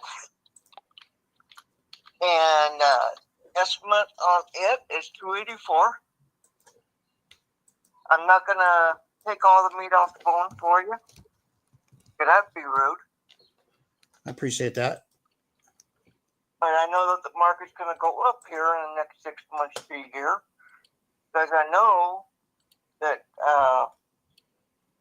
there's big projects going there in here in Abilene. This AI thing. What is it called? Starfleet or something like that? Okay. Stargate. That's going to be bringing in 100,000 jobs. Yeah, I've heard about that. Okay, so you know the market's going to boom. So it's a 3.2 acre lot from what I'm seeing online. Is that accurate? It's actually a 4.2 acre with a shop sitting right on the lake. Gotcha. Because they, when they looked at it, they did not look at it according to what I've read on this, for a bedroom to be classified a bedroom, you have to have 2 things. A window, closet, and big enough for a bed. Correct? No. It also requires a closet as well. According to this, what my realtor that I bought this from said, the new standards are you don't have to have closet. Because you just went through it with a different house. Yeah. Because they were buying it and it didn't have closets. And there's like, oh no, new standards now. Gotcha. Okay. Don't have to have the closets. So we have what would be now classified 4 bedrooms, 2 baths. The bathrooms have been updated. The kitchen's been updated. Brand new flooring in the kitchen. The house is updated. Electrical, plumbing. And there's why? nothing that needs to be done in the house. Okay. It's move-in ready. We live in it. I have a VA home loan. I owe $245. I'd like to walk out of here with money in my pocket. I would like to walk out of here with 20 to 25 in my pocket. 20 to 25 in your pocket. Got it. And what? And okay. Go ahead. And the reason why you are looking at selling? I'm sorry, I didn't ask you that initially. Well, it's just me and my wife, and it's too big for me and her, and we're gonna go RVing again. Oh, perfect. That sounds like fun. Are you any spots you're looking forward to getting to? Well, we RV'd for 2 years before we bought this place. And we had wrecked our RV, and it was in the shop. And now it's going to be coming out of the shop, and we decided, well, this is just way too much house. I get it. Because we got a back sunroom on here, and this is actually 1,860 some odd square feet of a house. I have their appraisal from when we bought it. From the VA, and it appraised at 265, I believe it was. That was last year? Yep. Gotcha. And when I went on Redfin, it appraised out at 285. So I know there's still meat on the bone. They estimated it could go anywhere from 285 to 322-ish. So there's still a lot of meat out there. Yeah, I'm looking at the address on Redfin right now. I can pull up mine and show it to you. Yeah, the only reason I'm just wanted to make sure that I'm understanding you accurately. You said it's 285 on Redfin? Hang on here. I'm gonna pull up mine. Yeah, just want to make sure I'm looking at the right thing for you. I'm going to share it over to you down at the bottom. It says, where'd it go? Towards the bottom, where'd it go? So you're looking at getting the number that you're asking for, and you're planning on RVing. Do you own the home free and clear? You have the note at 245, right? Right. I have the note at 245. It says Redfin estimate 284. I can bring it down. I'll tell you what. 265 out the door gives me 20 in my pocket, and we call it a day. I've got a couple other guys that I'm waiting to hear back from, but 265 is as low as I can go. I have to pay for repairs to my RV, and I've got some bills I want to pay off so that when I'm in my RV, I don't have anything to worry about. But that's where I'm at. Gotcha. I'm not going to BS you. Yeah, I appreciate that. You don't BS me, I don't BS you.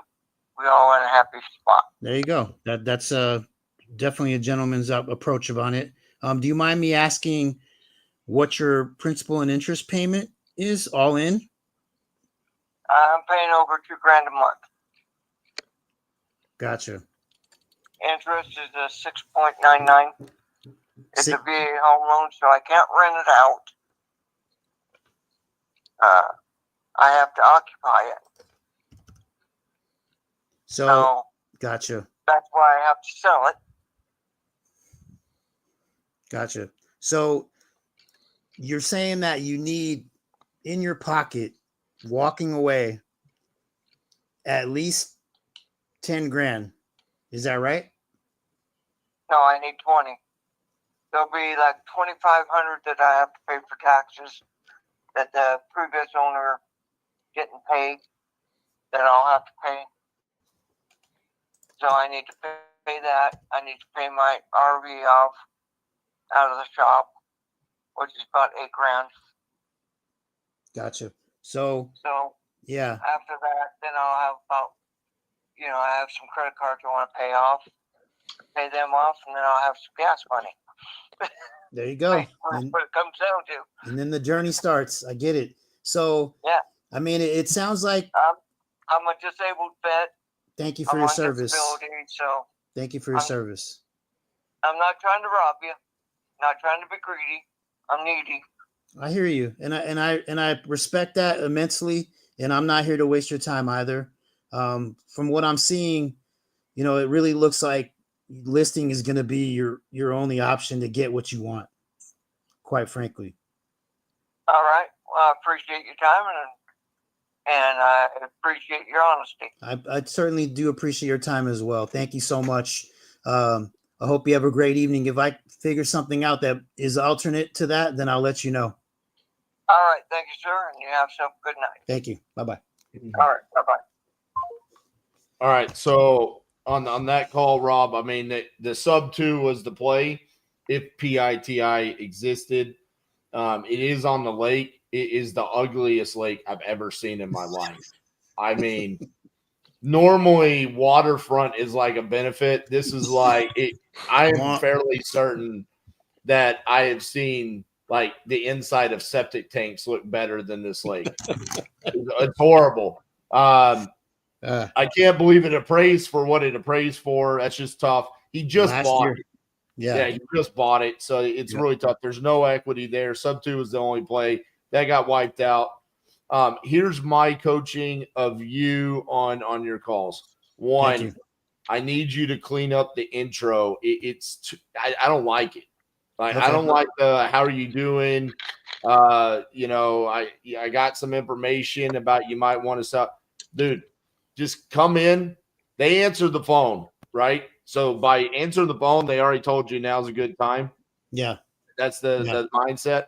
Yeah. So I'd much rather hear you be like, hey, this is Rob calling you about your property over there in Abilene, Texas. Look like you talked to someone on my team that you need to sell that. You still looking to sell? Just roll right into it. Own it, you know? The other thing on this guy in particular, there was a moment in the conversation. And listen, I don't know if the comments got to you or if this is how you normally do things, but when you have a seller talking to you about something, embrace what they are talking about and let them steer the conversation because they're talking to you about what's the most important thing to them. There was a moment where he was talking about money and what he needed and all of that. And then you said, so is this a 3-2? And then it derailed the conversation because then he went, well, actually it's a 4-2. And do you know what a bedroom takes? And blah, blah, blah. And then it was like, there's 5 minutes of conversation we didn't really need to have. And then we got back to, oh, he remembered I need to talk about the fact that I need X amount of dollars. And I just want to shoot you straight. And he came down on price, right? You didn't even ask for it. He was motivated. Yeah. Yeah. We are not his solution. Yeah. But those are the two main things. Clean up that intro and then really listen to what they're talking about and do not change the topic. Sit on that. Yeah. Because dude, when you sit in that pocket, that's where you'll find someone who might not seem motivated suddenly 5 minutes later because you asked 2 to 3 conversations or 2 or 3 questions. Now you find out they're really motivated and why they need the money. And you started hearing it a little bit there, right? I have some credit card bills I need to pay off, taxes I need, the motivation's coming out. Gotcha. So if there had been equity there, we could have sold that, right? There just wasn't any. He's only owned it, I believe, for a year. 5 months. No, dude, on Zillow it says August. Yeah, 5 months. Yeah. Well, thank you guys for the feedback. Thank you for the coaching. Great job. It, and I mean, good job. I mean, I know it's always harder doing this on the live stream, right? If you don't do it all the time, it's way harder as people watching. And it's it's definitely not easy. But no, I think your tonality is great. I mean, that guy just liked you, right? But like RJ said, if you just nail the intro, I would just practice and drill your intro. It was just automatic. You're going to get way more conversations. We're going to be able to hear your tonality and you're going to get further in there, man. So good job, man. Way to power through. And definitely love to see you back here, man. Thanks, bro. Thank you guys. Peace out. Guy, can I respond to a comment here? Yeah. Future Life. Let's do it. Future Life says, watch Pace's videos. You can sub to anything literally. You can do anything. However, I'm not a fan of taking down a property sub 2 when there's no exit strategy, right? There is no exit here. We have no equity, right? And then there's no cash flow, so it's going to be negative cash flow. And it's in a location where, do we really want to try to do a short-term rental or a mid-term rental? And is that even part of our business strategy? So is the capability to do something there? Of course. We could always do anything, but should we? Absolutely not. Yeah, 100% agree. I mean, yeah, 2K a month is rough for Abilene for sure, and it's just not ideal there. And again, the ugliest lake I've ever seen in my life. Yeah, it looks like they tried to Photoshop that Zillow picture to you, and it's still not pretty. It's still not. They got like the perfect sunset. They got everything. It just Yeah. it doesn't look right. But all right, cool. So I just pre-pulled a name real quick. So we have James. I just sent a message over to the other room. So hopefully we will have James in here shortly. Let's go through some more of these comments. Any other ones that you saw you want to respond to?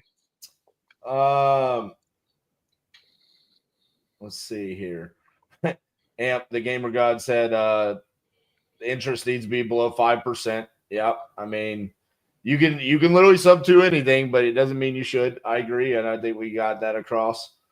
Tori, I love his comment there. You ask 2 to 3 more open-ended questions on the topic the seller's talking about. You'll get all the motivation that you need. Agreed, Tori. And I thought that was – it wasn't impactful on that particular call because, you know, the seller came back around. But I do think that that can significantly impact some seller calls, and it should be something that everyone is always being cognizant of. Actively listening to what the seller is telling you they want to talk about and making sure you stay in that pocket, and really deciphering what the question is you want to ask based off of what they just said. So in this scenario, when the seller was talking about needing money, right, the follow-up open-ended question would be like, you don't mind me asking, I mean, what do you need the 20 grand for? And then that's where he goes, well, there's credit card debt and there's back taxes. Like on my call with the seller, when I asked him, how much money do you need in your pocket? Right? The hope when you ask that is that it's going to be less than their asking price, and they're assuming that there's going to be fees, or maybe they're not doing the math correctly between their mortgage. He owned it free and clear. That was the number he wanted. But I think, again, when you ask these open-ended questions and really explore, the objective there is to identify how motivated they really are, and then we try to match our price to that motivation. 100%.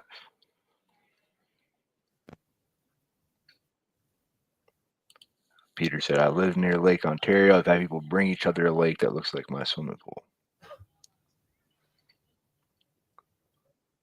Love it. Derek needs help with a deal in Wisconsin, under contract with Dispo. What part of Wisconsin? Glenn, who I believe is watching, is a buyer in Wisconsin. Okay. I don't know if Glenn's on here anymore. But I can, Derek, if it's not Milwaukee, then he is a buyer there. Oh, yeah. Glenn said, I'm listening to my pods. Who's got a deal in Wisconsin? There you go. There's Glenn. Yeah. Williams. Yeah. He's your buyer. If it can cash flow. Just like that. That easy. All right. Who we got coming up? James? Yeah, James. All right. I can kind of hear what's going on in the other room, and it sounds like he's hopping over. So nice. Hopefully we'll get some good ones. We're due. We're definitely due. So we've got Houston, Tampa, and New Braunfels on here. Dude, I'm gonna tell James which ones to call. Like, just based off of so when I buy leads, Kai, from Speed Lead, because this has been a hot topic lately. Like, how do I know which ones to buy? I'm going based off of seller motivation, right? So on these, we've got an emergency reasons, we've got a selling a vacant non-occupied house, and then we've got tired of being a landlord. I will tell you guys, selling a vacant non-occupied house is just straight banger. I mean, that right there is great. how fast they want to sell ASAP. It's vacant. They've owned it for a very long time. It's not listed. Best time to call is anytime. To me, that's the one that you're calling. I mean, first. I mean, that's the one that you want right there. The other one, the Facebook lead for emergency reasons and a full gut renovation. That could be a fun one. Love that lead. Full gut is fun to underwrite to see if you can actually get it deep enough. So, yeah, man, I think James has got, in my opinion, out of the 3 sets of leads that you've sent over, I feel like James has the best setup of leads. I feel like there's a contract in here. Yeah, that's good to know. Yeah, I just kind of just randomly grab some and run around trying to get set up. So that's good to know. So are there any other ones that you look out for that are like, hey, grab that one? Yeah. So funny enough, my opinion of financial reasons has really shifted lately. What I'm seeing with financial reasons is that a lot of times it's that they need money. So like that guy would be a financial reasons, right? I need 20K. I bought it 5 months ago. Give me 20K. And then just, it's like, dude, I get it. You need 20K, but where do I make money? There's no room in this whatsoever. And it totally makes sense for them to reach out and say, hey, I've got financial reasons. I think that's one I'd probably be leery of buying. Another one I really don't like is downsizing. Downsizing is one that's very like vague. It's also, I mean, it's like the guy I talked to, Amir. I mean, he was like, I want to just get a new place. It's like, okay, well, that's not motivation, really. Am I a piece of shit for going under contract before having a buyer? No, you're just a wholesaler, brother. That's what we do. That's too funny. All right. So I think we got James here. Hey, James, can you hear us? Yes, I can hear you loud and clear now. Awesome. Are you at a camera? I do have my camera on. How do I get this on? I've been on camera the whole time. Is there a certain way to turn this one? Might be because the Zoom's here. We're still figuring that out. So no, if we can't figure it out, it might just be a button on the bottom if you hit the settings. Yeah, dude, get off of Zoom if you're still on there. It won't let you use both. I'm in. So I left the Zoom and now I'm in StreamYard. Okay, go to your settings at the bottom, and then it'll ask you to select your camera. It says remove from stage, edit name, edit audio, and stop mic. Yeah. Let's see. Hold on. There's one more settings here. Next to mute, is there a camera thing? Like camera, yeah. Let's see. Hold on 1 second. Let's see if this one works. There you are. There you are. Yep. Boom. All right. Boom. What's going on, man? Not much, man. How you doing? Doing well, bro. I think it's your first time on, right? Yep. First time here. Awesome, brother. I'm excited. Hopefully this will be the one. Lucky number 3 for the day. I just dropped the leads in the chat. Hopefully you should be able to pull them up. And then real quick, do you just want to give us a quick introduction on who you are, where you're from, and how long you've been wholesaling? Yeah, my name's James Thomas. I live right outside of Tampa, Florida. Been wholesaling for a little bit more than a year now. Started last October, and yeah, I mean that's it. Love it. Awesome, James, I had to tell you, man, I love the value that you provide inside of the vault. I see all your comments, man, so I really appreciate that. And I'll tell you, looking at your lead list here, I told Kai before you hopped on, I think you got some really good ones. You said you're right outside of Tampa. I think you should call that one in Tampa because I'm telling you, between the one in Tampa and the one right above it in Houston, I think one of those is a contract. All right. Where are the phone numbers? All the way to the right. Gotcha. Holy shit, this sheet goes for days. All right. It's in A column. Got it. Let me see if I could. All right. So how do you want me to call? Just off my cell phone and put it on speaker, or? Yeah, be perfect. All right. Let's hit it. Let's see. Tampa Paul. 813. Don't read the phone number. That's a hard habit to break for sure. Let me sit and remind myself reading it. Yeah. All right. Let's see what he's got to say, Paul. Can you guys hear me though on here? I'm not on like okay. No, but I mean the phone? Yeah, I hear it ringing. Okay. Your call has been forwarded to voice. Person you're trying to reach is not available. Yeah, I just double dial them. Please record your message. Trying to find the address too. I mean, I'll drop it in the chat. Sorry, I should have deleted some of these fields. I was, it's running around. All right. All right. No, yeah, it should be in the private chat. So that one I just put in there. Yeah. Okay. Cool. But yeah, if you look at like the last couple fields, like AN, AO on the Google sheet, you'll see it.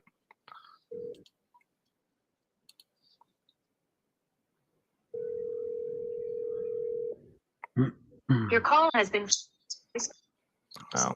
It is pretty late there in Tampa. Yeah. I was. It's like almost 9 o'clock. Yeah, I wouldn't triple now. I mean, that's okay. Yeah, these are your leads. I don't know if you're on with the intro, but yeah, these are yours to take with you. So go up to that Corey in Houston, bro. Emergency reasons, full gut. Corey. Got it. Yeah, I think he's line 4. What time is it out there? 7:47. 7:47. Yeah. Perfect time to call. 9. Bro, this is going to be highly motivated, right price. You're going to call him, and he's going to be like, dude, give me $50K, and it's going to be a $400,000 ARV. I'm calling it. Well, let's find out. What's this guy's name? Corey. All right. What's the address? Okay. Just put in there for you, too. Hi, is Corey there?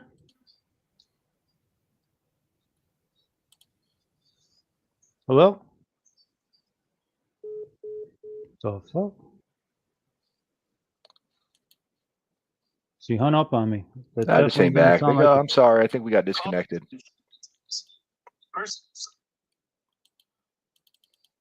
You guys call could that hear first her number talking? on AJ? Yeah, I heard her voice. Yeah. Did you called the one that ends in 5320? The first number. Yeah, I'm gonna blow her up real quick. The email says Tessie, so I don't know if maybe she. That's who that is. All right, we'll circle back to her. Which one? 404?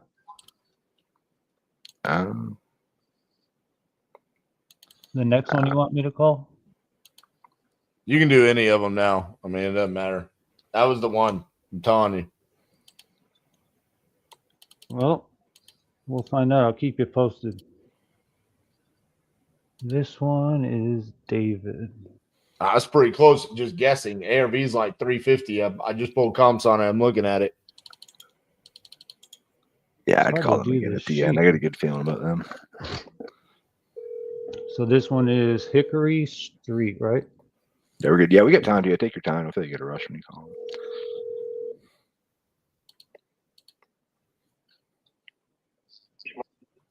Marshall. Guy's name's supposed to be David. Hickory Street. I'm looking at the right one, right? 446. Yeah, David.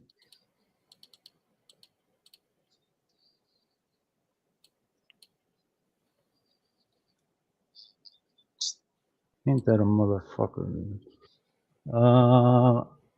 Let's circle back to that one chick. Let's just get her real mad and see if I could get her to calm down. 210.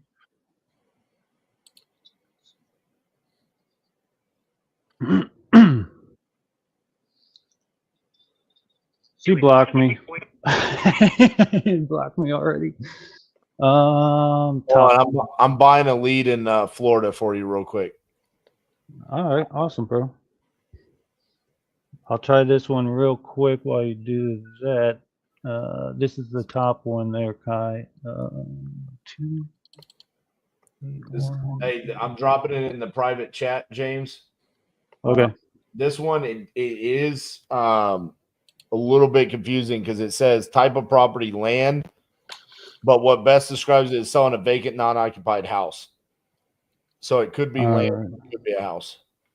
Let's hit it. Let's hit it.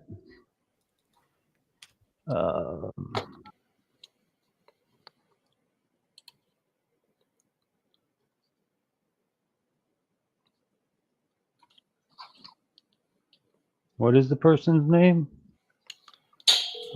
Kathy.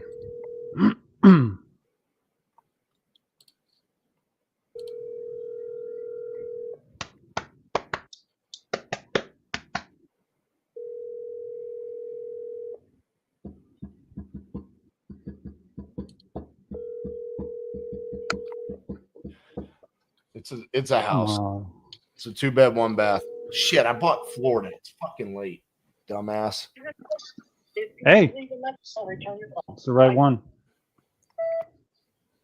Yeah, it's we're pushing 9. Yeah. Let me get you something on the West Coast.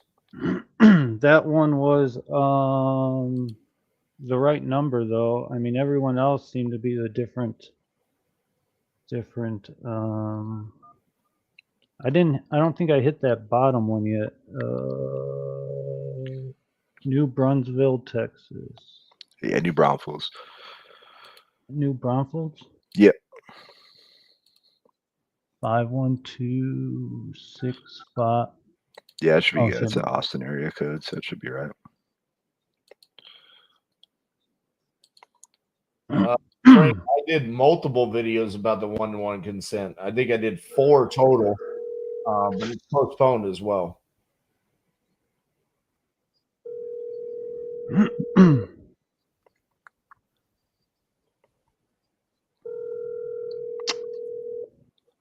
So we got Drew from Lead Zolo. What's going on, man?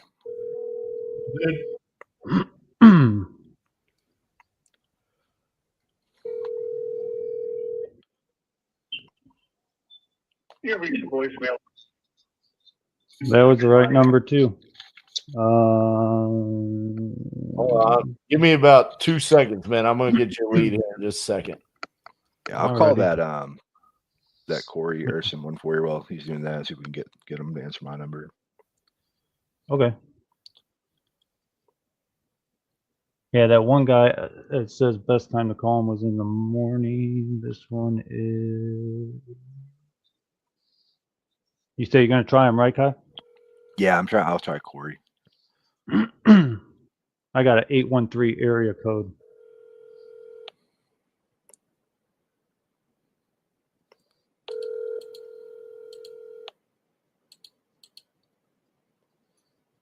Your call has been forwarded to voicemail. The person you're trying to reach. We're just gonna blow this person up. Your call has been forwarded to voicemail. I know you're there. All right, it's not you. They don't want to talk to me either. All right. It could be too. I mean, mine's gonna pop up Tampa, Florida at 8:00 at night. Yeah. Yeah, for sure. Coming. Here we go. All right, let's hit it. California, baby. All right. Hey James, I'm just curious. Is there any way we can send the original purchase agreement? I can sign the assignment. Yes. All right. Where is it at? In the private chat. Ellen. All right. It's a small multifamily. 6.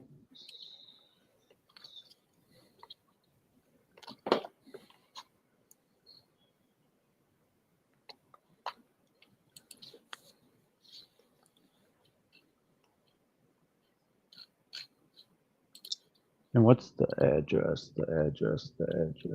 2 Laura Street.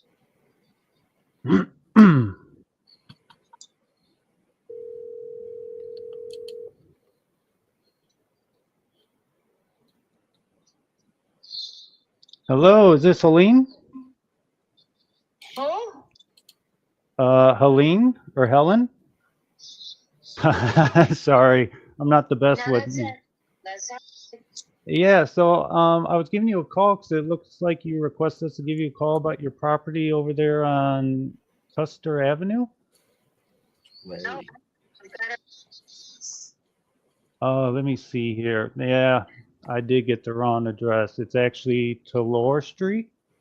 to Larry Street, See, 741 South Street. gotcha. Yeah, see, I'm not good with street names or regular names, so I apologize.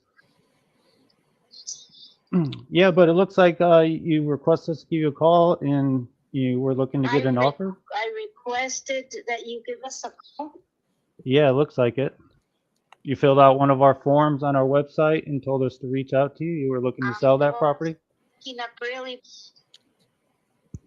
It looks like you filled out a form on one of our websites. No. It also says tenant.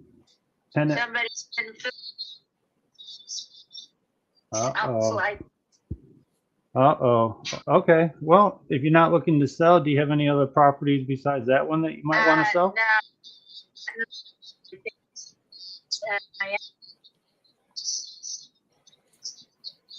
Oh.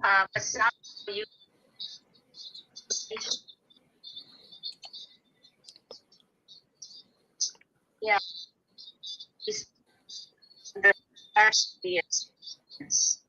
Oh, And gotcha. yeah. Yeah. Yeah.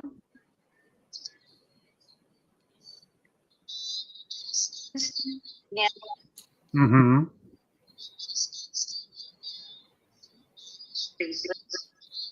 And Oh. so what you can do is give your name to the Oh, okay. So you're like the manager or something? Okay, Yeah. gotcha.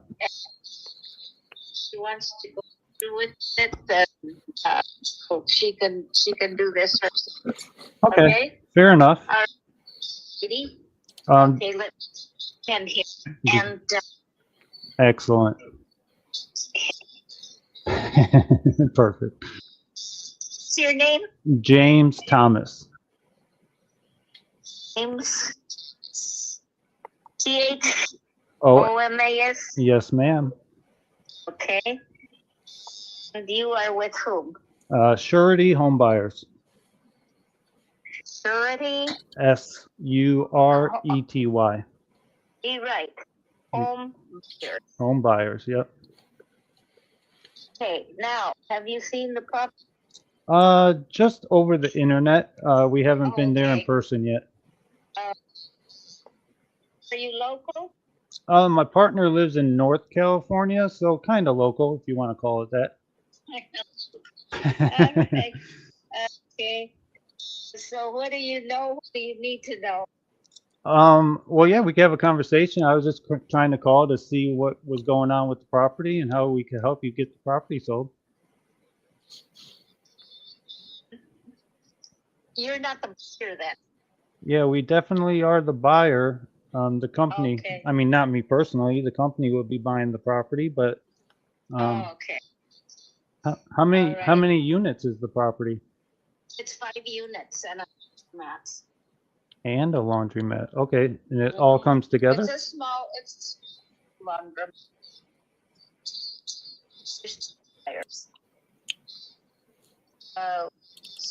360. Mm-hmm.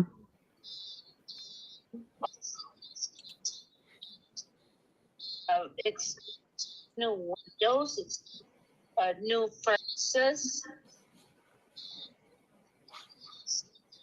Windows, furnaces, buildings with a new roof.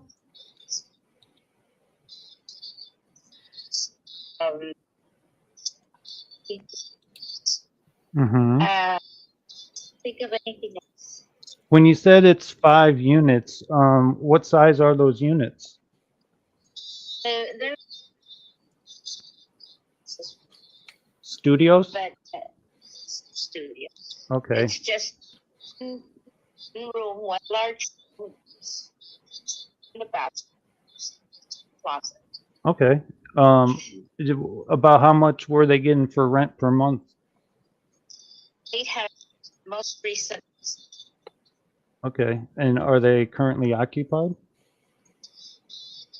3 of them. It's just we had thought of selling them previously, Mm-hmm. and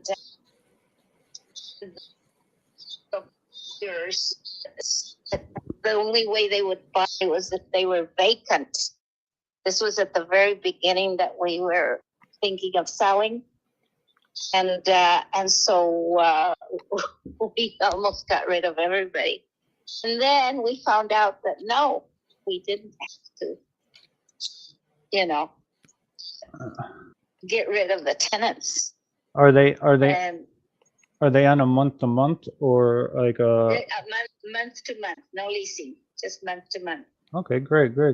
And are the tenants wanting to stay if you did sell the property?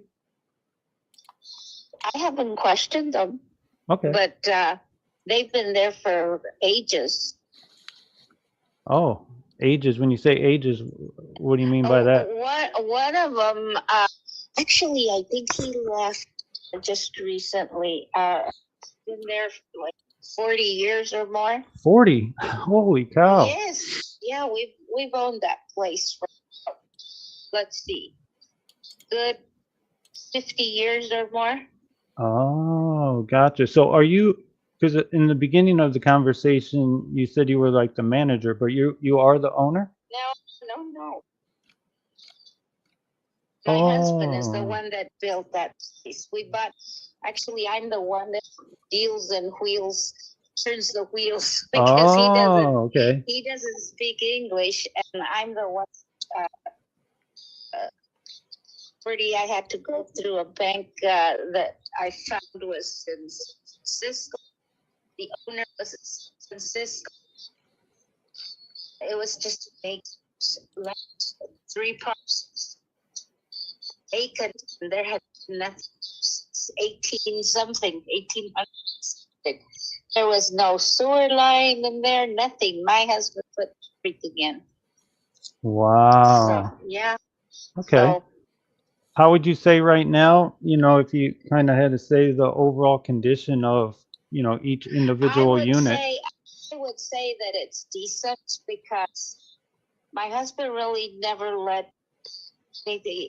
He's 80, and I made him reach 65.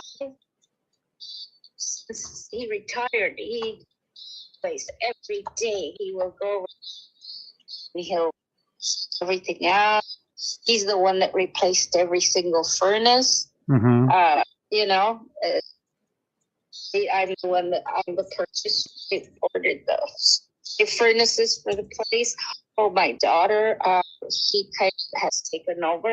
She's the one that had the windows replaced, and then my husband goes over there to make sure there's no trash and picking up trash and painting and checking things out. Okay. So I mean, there's always something going on, and really not let the buildings collapse and painting and whatever clean up. Okay. So overall, how would you say the tenants have been, though, the ones that are still there? Are they paying on time and all that? Of course. You're the lucky one. They wouldn't be there if. Well, actually, it's for the talent. She manages one of the ages. I don't know if you're familiar with ages. Ages? Yeah. AEGIS. Yeah, she's a manager of one of Oh, offices. okay. Yeah, so she knows how to deal with people. Gotcha. Yeah, that's always good when you're trying to find the right tenant. Well, it's not like you're finding them if they're staying there for 40 years though, so that's good. Yeah, three of the brothers were there, each one with their own apartment, and two of them were original from the day we opened doors. They died there. They died there? They died there, yeah, after like 40 years, 45 years. And then the third brother moved in, and he just recently moved out. Some personal he was having. Oh, gotcha. Okay. Yeah. Sorry to hear that. Anyway, yeah. We've got I believe 3 or 4 of the units are Okay. I'm not sure because don't go move around very much, and just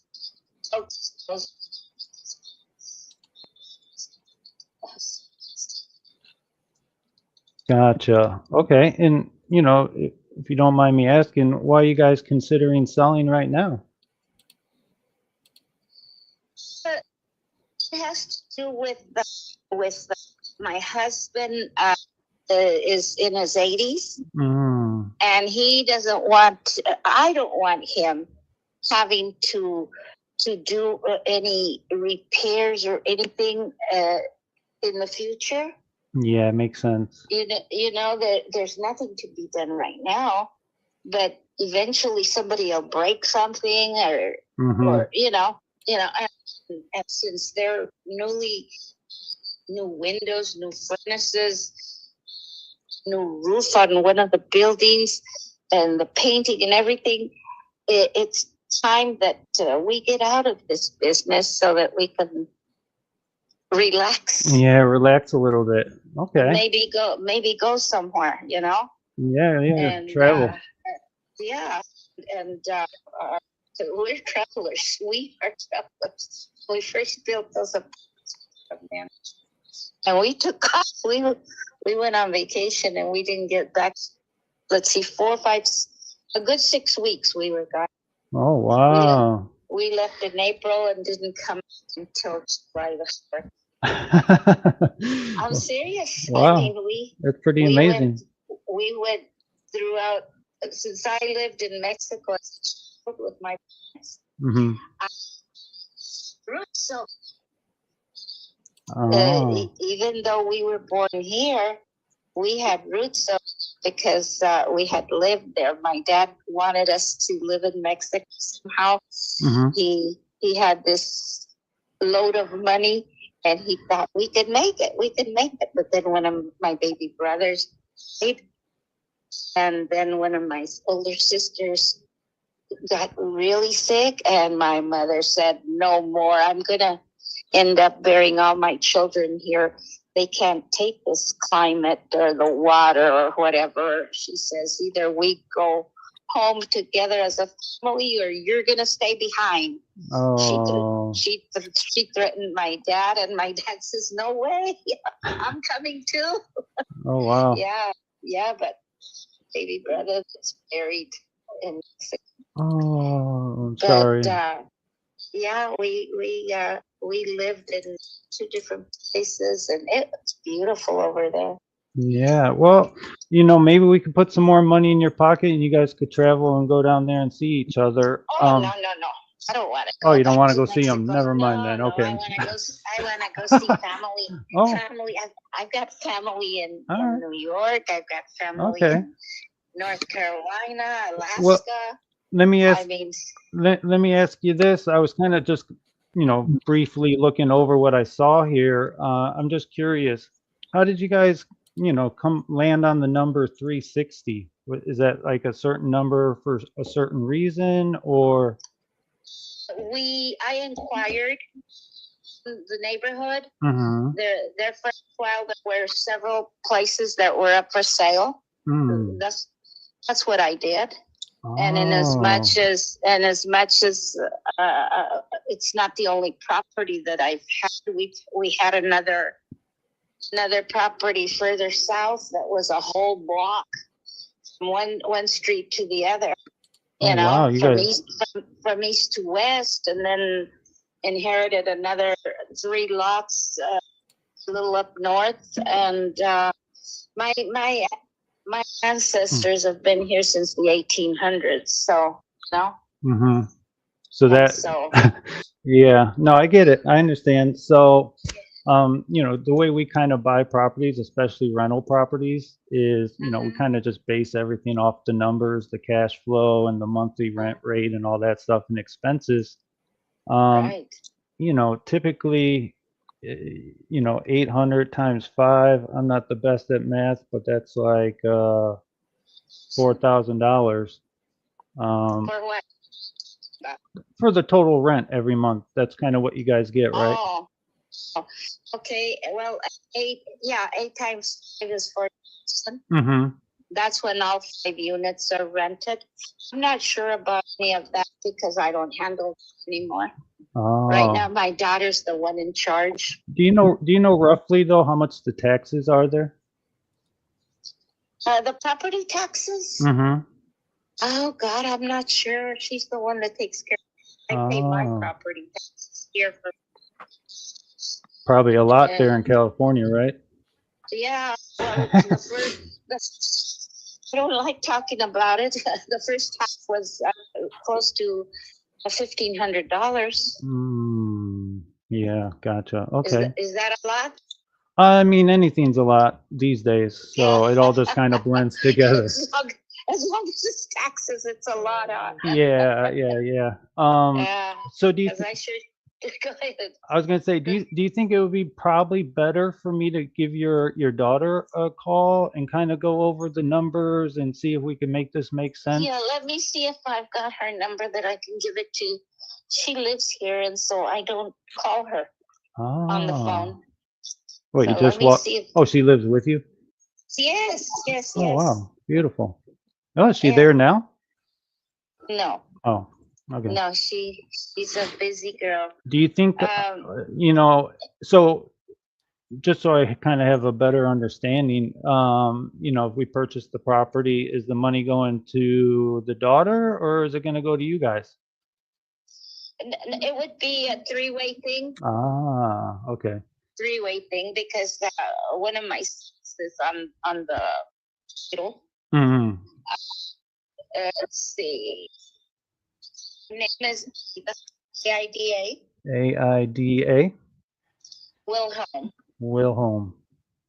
Mm-hmm. WILHM. Okay. 6.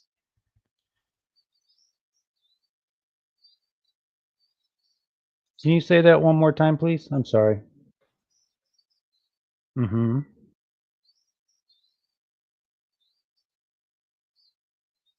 $9240. All right. Now. Mm-hmm. No, I won't. Because okay. she just left. Normally Wednesdays is not day. Mm-hmm. Or Sundays, of course not. Okay. But I'll probably give her a call tomorrow. What time do you think I could give her a call tomorrow? After 3. After 3 o'clock. After 3. She works from 10 to 3. All right, perfect. 10 to 3. So I wouldn't call her in the morning because usually in the morning she's got a son that she gives him breakfast and puts him out to school. He's in college and he works. Okay. So she helps him along. And once I think she even takes him to school. Gotcha. And she goes to work. She goes in at 10 3. Oh, okay. Awesome. And, just kind of off the top of my head, I know kind of in the past, kind of how we bought properties similar to this. I don't know if you guys are open to it or what your plans are with the money, but would you guys be considering possibly being the bank on this one for us? Doing what now? Have you ever considered being the bank instead of the landlord anymore? Being the bank instead of the landlord? Lord, how do you do that? Well, you know, the normal term, they call it seller finance or seller carry, but really what it is, you know, we'll purchase the property and then we'll come up with a set down payment. And then every month we'll just send you guys a set amount that we agree upon until the property is paid off. No, No, no, why not? because we paid everything we did. It's when we stopped. Yeah, well, the down payment will be cash. Well, yeah. Well, there's no down payment here. It was. No, I get it. I never gave anybody a down payment. You didn't? When we bought our property, name. Yeah, but is good for, that was 50 years ago, you said. well, yeah, but our home also. Oh. Our home and the other place that I already sold. Mm-hmm. We bought for cash.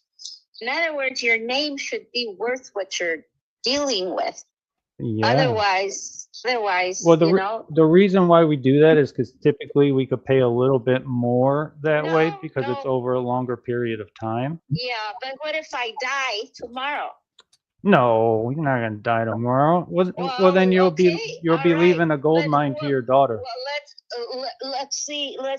Say a year from now, I will not have reaped what I sowed. Okay. Well, it's an insurance policy that your daughter's. Either way, you've given me your information here. Yeah. I'm just giving you a hard time. Yeah, you're giving me a hard time, and I wanna watch me. Okay, I'll give your daughter a call tomorrow and kind of get some more details and see if we could work something out. There you go. Let's see what she says. Okay. Yeah, she'll probably. But yeah, no. None of this. I've got a friend that her husband. Oh my God, I don't know what kind of deal he got. But they gave him a certain amount. Mm-hmm. And they gave his two daughters so much and his wife so much. Okay, so he dies, and for them to be able to keep the house, they have to pay for the house. So what do they? I'm not sure. I'm not sure about that scenario. That sounds a little different than what I'm talking about. But well, let me tell you, that woman was ripped off. She ended up in the street. Oh yeah, no. We would use a title company, and lawyers would look over everything. Now I'm not sure what that deal was, but yeah, it's okay. I'll talk to the daughter. And how do you say her name again? Aida. Aida. Okay. Just so I can say it right, because I usually say names wrong, as you know. So. It's all right. All right. No biggie. All right. Okay. Well, good luck. Thank you. I appreciate it. Bye-bye. You have a great night. Bye-bye. You too. Bye-bye. All right. So at the beginning, it was a little rough, James, because we couldn't hear. But eventually we got the microphone, so we couldn't hear a lot of it at the beginning. A couple of things. One, I know this is like a chaotic setting because we're live and leads are coming, but make sure that you're prepared for the call, right? Make sure you know the name and the street and all that. I know I dropped the second address in the private chat. That's what got me. Yeah, so this is a chaotic scenario. Probably wouldn't happen in real life. The other thing, you have a nervous tick on a call, and I don't know if anyone's ever told you about it. So I don't want you to take this the wrong way, but no, you're good. Yeah, one thing I want you to take away is you always respond to the seller while they're talking. Like you do that. I know, that's why I did it. Yeah, that right there. Mm-hmm.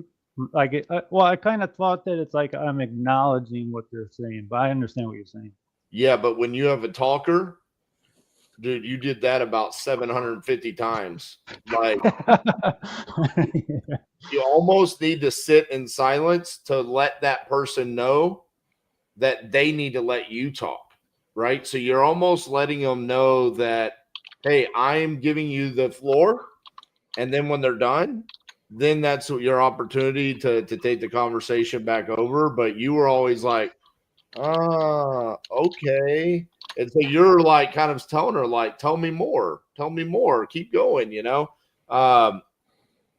that was a rough deal across the board. It's really rough to analyze for those of you that don't know. That was like essentially they built on tax records. It says 624 square feet. I guess there was multiple buildings, probably ADUs built on there. Did she say something about a laundromat? Yeah. She said that they own a laundromat next door too.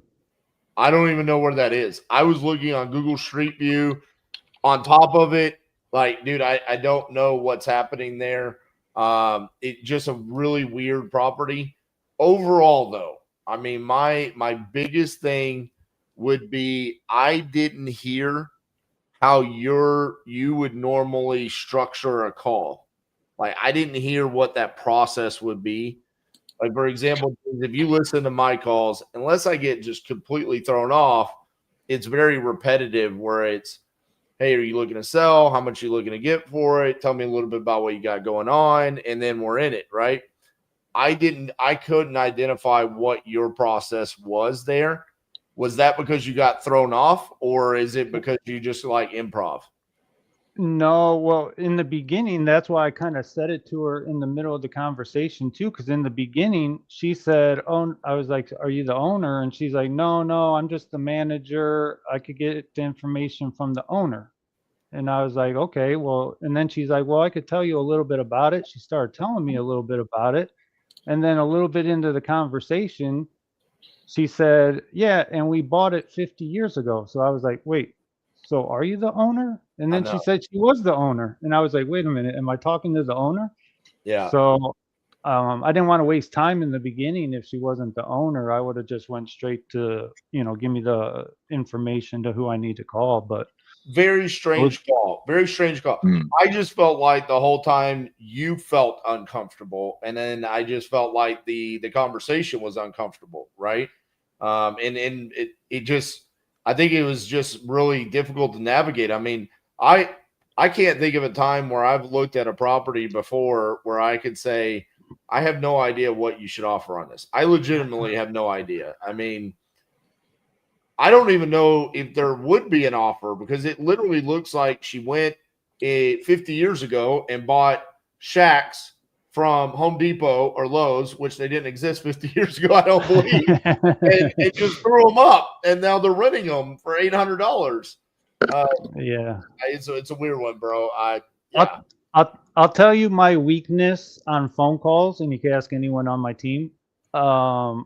It's hard. It's hard for me, especially an old sweet lady. She probably hasn't talked to anyone in a while. It's hard for me to cut them off to get the conversation going where it needs to go.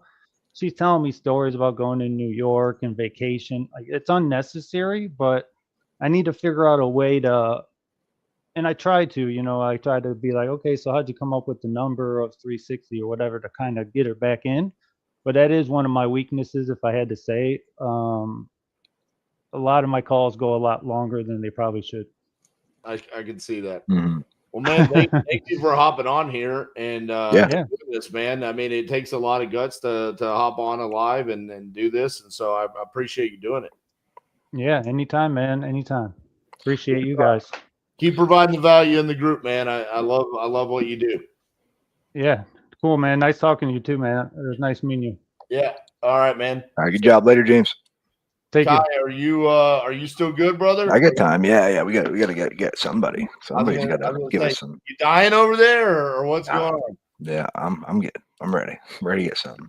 All right, let's do this, people. We're beyond you now. So somebody's got to go. Let's see what we can make happen over here.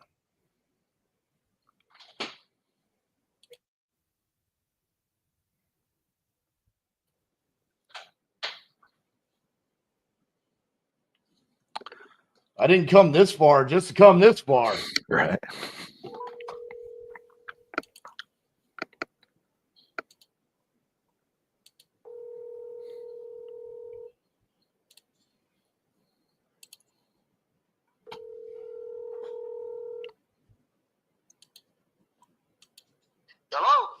Hi, is Anton there? Yes, who are you? Anton, this is RJ Bates. I'm calling about your property there on Custer Avenue. Looks like you talked to Gwen about you need to sell that property. Is that correct? Yes, I will sell it, yeah. Awesome. How much you want for it? Well, I already have 190. I have an offer. So I have an offer, but I didn't sign the contract yet. Why not? Well, because I want to talk to my son, about it, so. 190. So is that the magic number? That's what I want cash for Aziz. As is, okay. So the guy that came along and said he'll give you the 190, he sent you over a contract, but you said you want to talk to your son. What are you going to talk to your son about? Well, I probably put him on his name, Oh, the property's in your son's name? No, he's on my name. I could put him on his name. Yeah, so it's my problem with him, yeah. I got you. So you might not be in a position that you want to sell it. You might want to give it to him or something. I will sell it, but I need to talk to him the conditions, how it goes, so. I have so many calls, man, from Washington, from Texas, from California, especially every little city. I don't know what they want, really. Yeah, I know. I wanted to do a deal. It sounds like we can't do a deal tonight. It sounds like you got to talk to your son, huh? Yeah, well, this I don't have no insurance now on it because the roof has to be done, and because I didn't do the roof, they discontinued me on 23rd of February. Now in January, because I supposed to renew it, and they said they don't want to renew it because I didn't fix the roof. So I said it's okay. I want to sell it anyway, as is. I want to buy it as is. Yeah, but you gotta give me an offer. But if I make you an offer, are you gonna do the deal? It's gotta be above that offer that I have already. It's got to be above it. Of course, if this guy gave me an offer and sent me, this, so why should I sell him less? Because you like me more. I You mean, see what I'm saying, right? I mean, why wouldn't you want to sell it to me? I mean, we're already friends. We've only been talking for 3 minutes. I mean, I'm just saying, if I were to say I'll do more than 190, what's to say that my offer is not going to go into your email box and you're not just going to wait for the next guy to come and say, well, this guy RJ, he gave me more than 190, but if you can give me more than RJ, I'll sign with you. That's what I'm saying. I just want my offer to be accepted. I want to buy the house. I would go for it, if you go a little higher, but I have to receive that quick, and how that gonna go? I'm gonna email it to you, and then you're gonna sign the contract, and I'm gonna sign it, and then we're gonna open up title, and then we're gonna close in like the next 3 weeks. Yeah. Cash, no realtor commissions. We cover the closing costs. That's what these guys do too. Yeah, but I know, but you don't like them. You like me more, and I'm gonna give you more money. Maybe. I don't know. Maybe I'll give you less. No. You don't like that. You want more. No, I don't want less. No. All right, so only more. I got you. So this is built in 1990, so it's not in bad shape, right? Is it the roof needs to be replaced, but what about the rest? By the way, this is rented. I have tenants in there. Oh, how much? I have tenants in there since 2003. How much did they pay? I know $1,000 because I made the deal with them. They've been a long time there, so. So what if I need them gone? Well, if you need them gone, then I'm not going to take them out, myself, because they wanted to buy it and they can't buy it. They said they have no money enough. They don't qualify in a bank. So certain things like this. So I I said, if I sell somebody the property, they want to keep you in, you stay in, or you want to stay in. If not, you have to move out. But I'm not going to do that before. Gotcha. Before All right, so they stay. I mean, I might want them to stay, but they're gonna have to pay more. I mean, if I pay 100, well, that's up to you. I know. I told them, hey, I've been that way with you, but next one, I don't know. I mean, if you want to sell it to me for less, I can take less rent from them. I mean, but if you want to sell it to me for 190, hey. That don't make me any good if I take less. I got you. All right, so they're in there at 1,000, but that's month to month, right? They're not on a long-term lease. No, there is no contract, nothing. Okay. All right, and then how much more than 190 do I have to get you for you to say yes today? Well, I don't know. What do you think? I have no idea what you think. I mean, that's why I'm asking you. You would tell me. I mean, my first number would be 191. Why wouldn't I go there? Yeah, it's still above, yeah, but it's above. That's what you wanted. Yeah, that's how it goes in action, huh? Yeah. But I mean, you've got 190, but you said you got to talk to your son. That's what scares me. You know, I mean, if I tell you a real number and then all of a sudden, you know, you say, well, okay, I got to go talk to my son. I tell you what, I'll talk to him.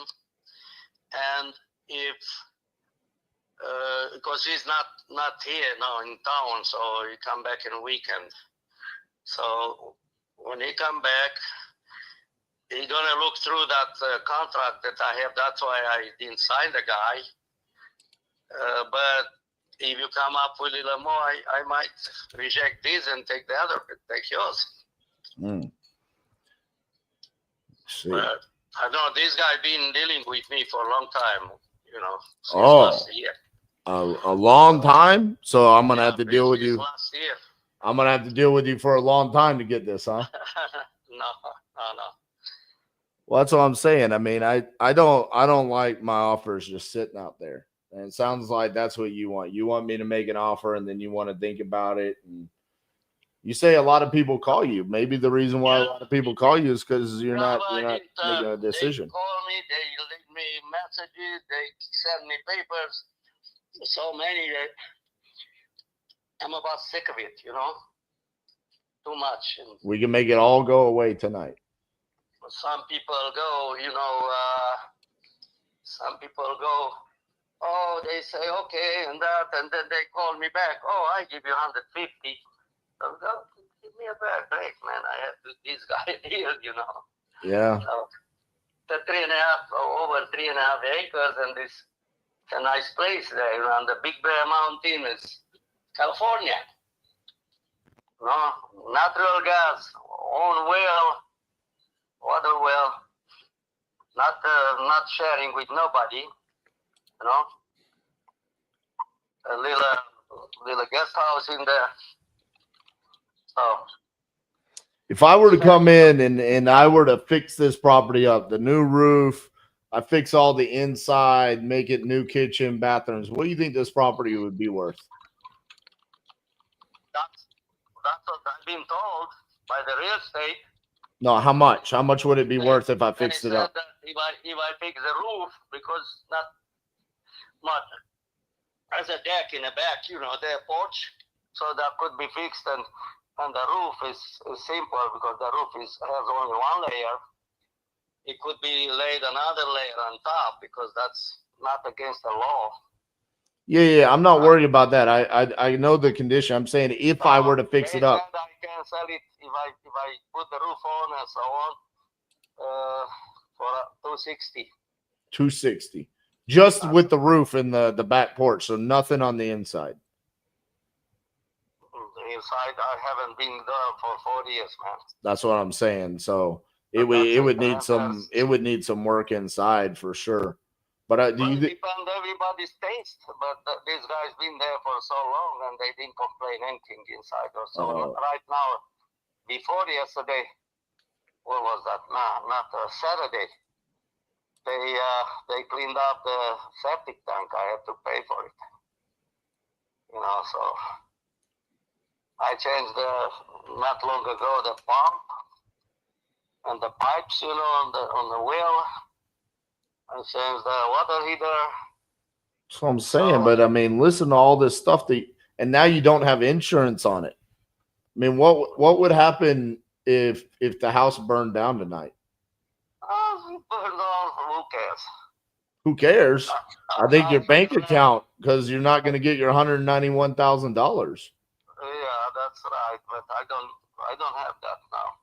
I can go there and do it myself and then put the insurance back when I sell them more expensive, right? You could, or you could sell it right now, since you've got a buyer on the phone. Yeah, you have a buyer. I have a buyer, but I don't know you. I don't know who you are and what to do. Would you like to look me up? You buy a computer? Are you from Texas? No.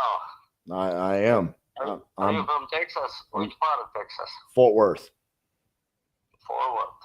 Don't confuse it with Dallas. We don't like Dallas. We're the good ones over here. You too. Everybody's good and bad, you know. You from California? No, I'm in Arizona now. Oh, you're in Arizona. Well, I live in Arizona, so that's why I'm old man. I want to sell it, you know. Love it. Is this the only one you got to sell? Yes. Yes. So once you sell this one, you're done. You're off to the races. Yeah, well, I have to buy a house on the ground, you know what I mean? Well, $191,000 would help you do that, right? I guess so, because the cemetery not going to cost that much, huh? I'm just saying. That's your number. You know how rare it is for me just to call someone and say, what's your number? And then I give it to them. And here's what confuses me, Anton. You said 190. Beat it. And so I did. And I don't know what we're doing right now. Sounds like you don't want the money. You did 191, huh? I asked you what the number was, and you said, what's your number? So I gave you my number. I still haven't heard your rebuttal. Let me talk to my son. I have your phone number. I called you back. What's your name? I can't do that, Anton. Here's the deal. My name is RJ Bates. Here's the problem with you talking to your son. You're gonna take my offer. You're gonna go talk to someone else. You just told me. No, I'm not gonna talk to someone else. If I get that high, it's okay for me. You wanna call your son together? Yeah, I will call my son. Yeah. I'm saying let's call him together. Let me talk to him. Yeah, well, now he's not here, man. He's out of town. So when are you gonna talk to him? In the weekend, he's coming back. The money's gonna be gone. You a poor guy, huh? The money's gonna be gone. I'm in the mood to buy the house. You know what time it is here in Texas? Probably. Let's see, what is it now? 7:39 here. 7:40. It's 8:39 here. I don't call sellers at 8:39, but I saw your stuff come through, and I said Anton wants to sell his house. In fact, I thought on here it said you needed to sell it ASAP. That's what it said. I did not put them in any. You talked to Gwen, right? You remember talking to Gwen? To who? Gwen. No, I don't think so. I don't think so. No, that's how I got your info, Anton. You talked to Gwen, said you got a tenant-occupied property, you're tired of being a landlord, there's no mortgage, it's not listed, and you want to sell ASAP, and you gave me the address. But listen, Anton, it sounds like you're not in a position to make a decision. You want to talk to your son, so I think I'm just going to have to let you do that, and best of luck with the other offer, okay? Okay. All right, Anton, talk to you later. Okay, God bless. Bye-bye.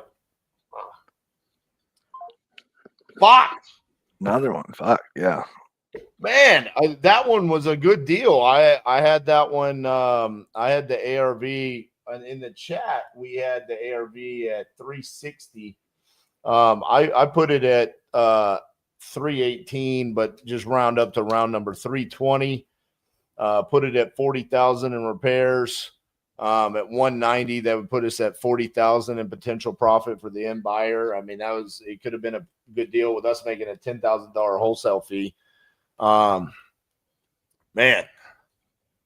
shit. I really don't want to not close the deal, Kai. I'm down to keep going. You know, the problem that I have here is Travis is bragging about the fact that he's the only guy that's closed a deal on the boiler room on this one dial or whatever. And so I can't listen to Travis. It is true. As of now, it is true. We've gotten a couple the day after I've locked up, but I haven't got. Travis was the first one to get one locked up live on the boiler room. And I think we've done, I think it's episode 9, maybe. Yeah, I can't let that be the case. So let's see what else we got here. And Tori's over here saying that, apparently, it's past my bedtime. I don't know what that is. No, just normally I'm at home. All right, let's see.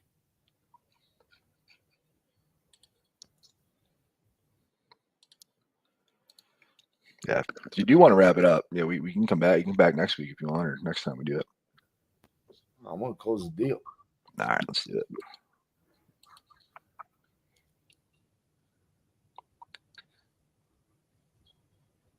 That's the one.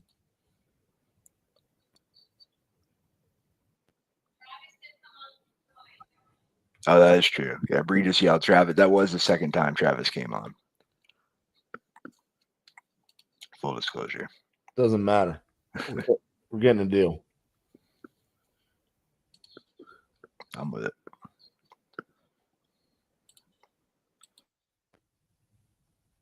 Yeah. Peter Hawk said 9:42 on the East Coast. I'm not hanging up until you do. Like it. Let's go. Like the energy, Peter.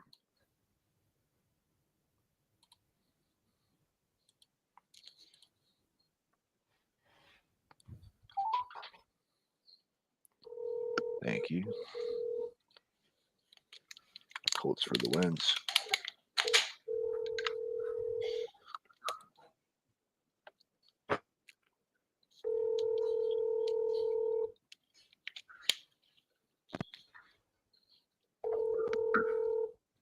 Hello, you've reached Alan. Sorry I missed your.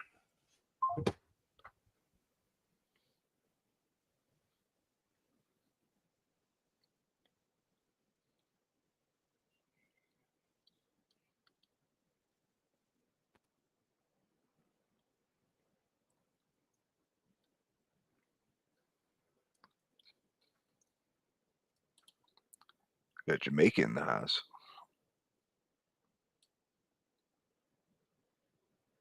Jamaica. Oh, that's cool. Jamaica me want to close the deal. I'm gonna need Omar to join TU so I can add a little arm emoji on top of Jamaica. We got a little map of where all our members are. Oh, that's dope.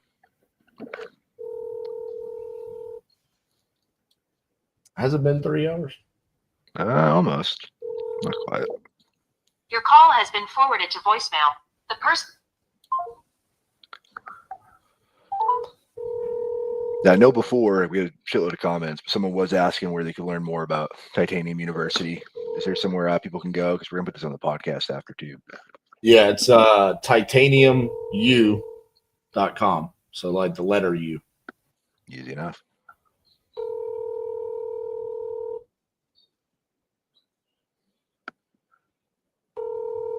Your call has been forwarded to voicemail.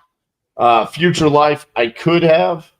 The problem was just with his attitude, I feel like he would be the type that would cancel on that. So I'd rather just like kind of hardcore sell and just be told no.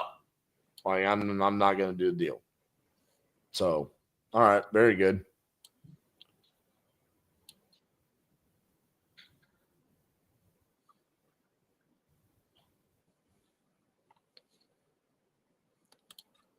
QG Bacon said, how much money do you think there is to be made in Miami? All of it. Yeah. There's a lot.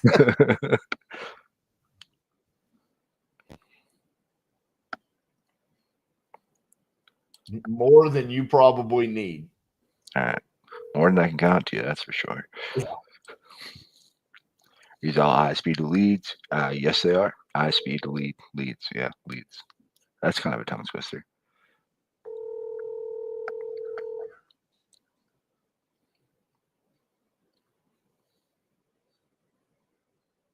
Hello? No, we're not going to get hung up on. Come on now.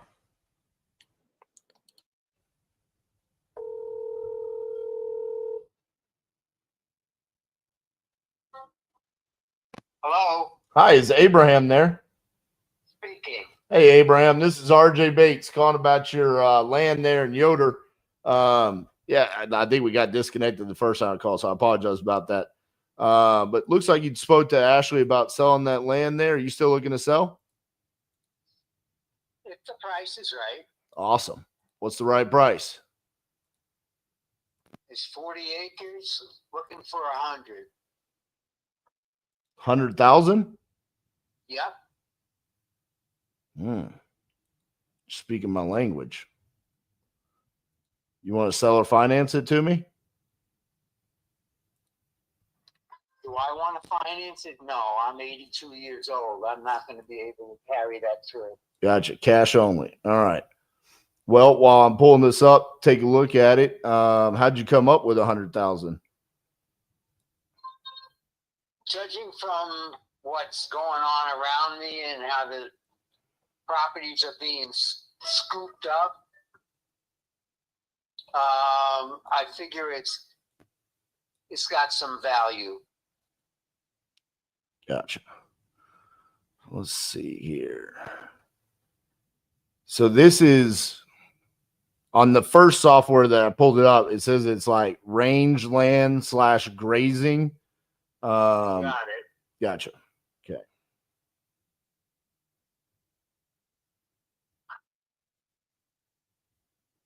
How long have you owned it? 12 years. Gotcha. No, more than that. I think it's 15.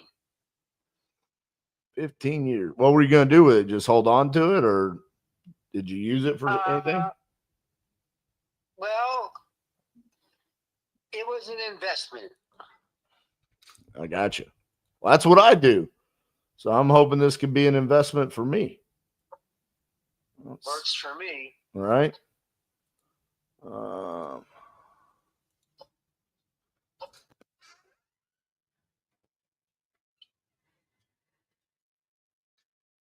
Bear with me. Just pulling up some information here. Trying to get a good idea. I'm assuming you own it free and clear, right? Yep. Okay.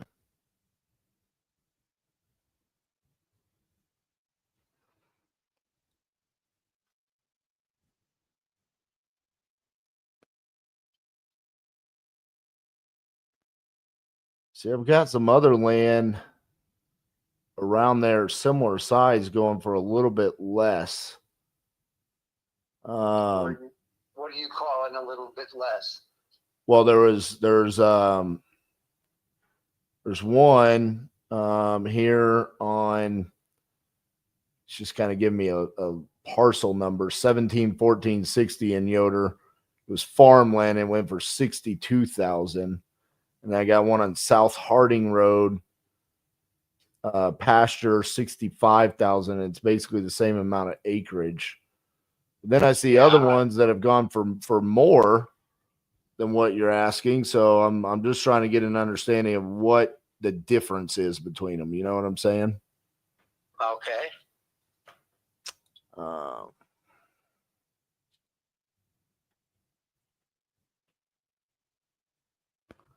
Because just like you did, you made an investment on this. That's what I would be doing. So my intentions would be that I want to be able to, pay a fair price today, and not start out from behind. So I'm trying to decide, like, well, what made some of these sell for, 85,000 and 65,000 when we've got others selling for, 100,000+. What was the difference here?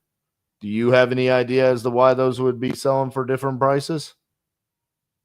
Not really, other than it's other than people. I know that people that are buying now are buying for development,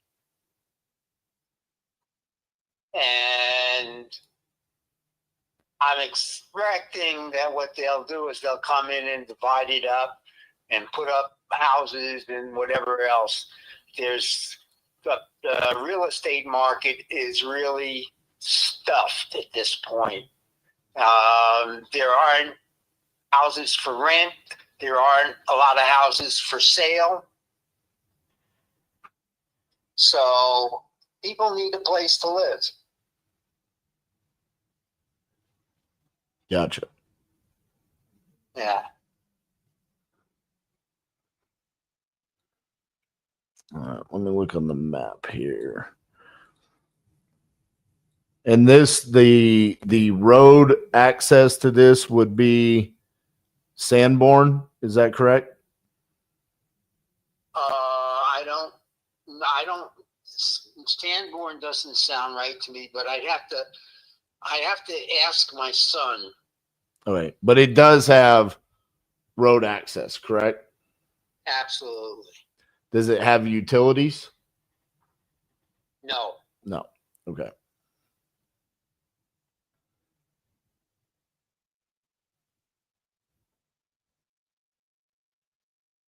Now,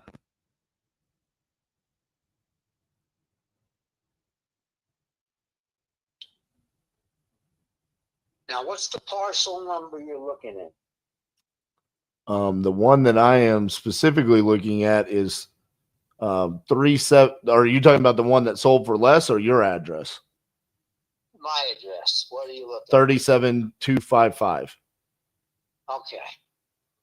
We're talking about the same parcel. Okay. Well, that's good. I would have been really upset if we were looking at two different things. All right.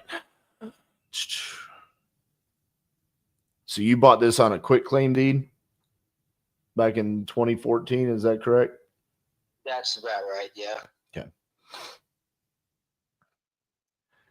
Man, I see some that are going for more, but I see a lot more going for less.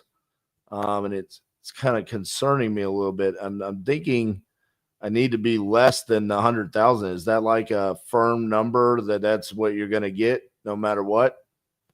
Yeah, kind of.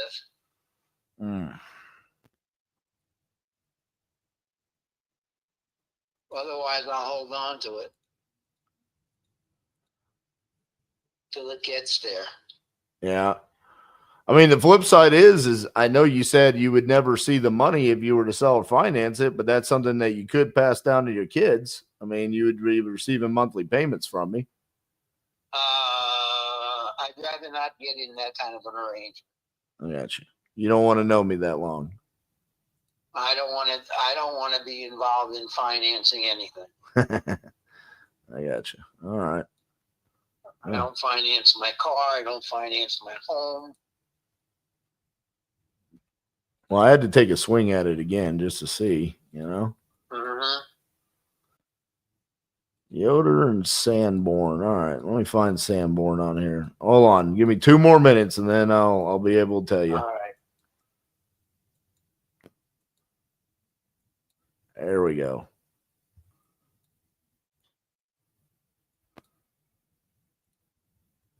So we got 40 acres on the market right down the road from you, 67,000.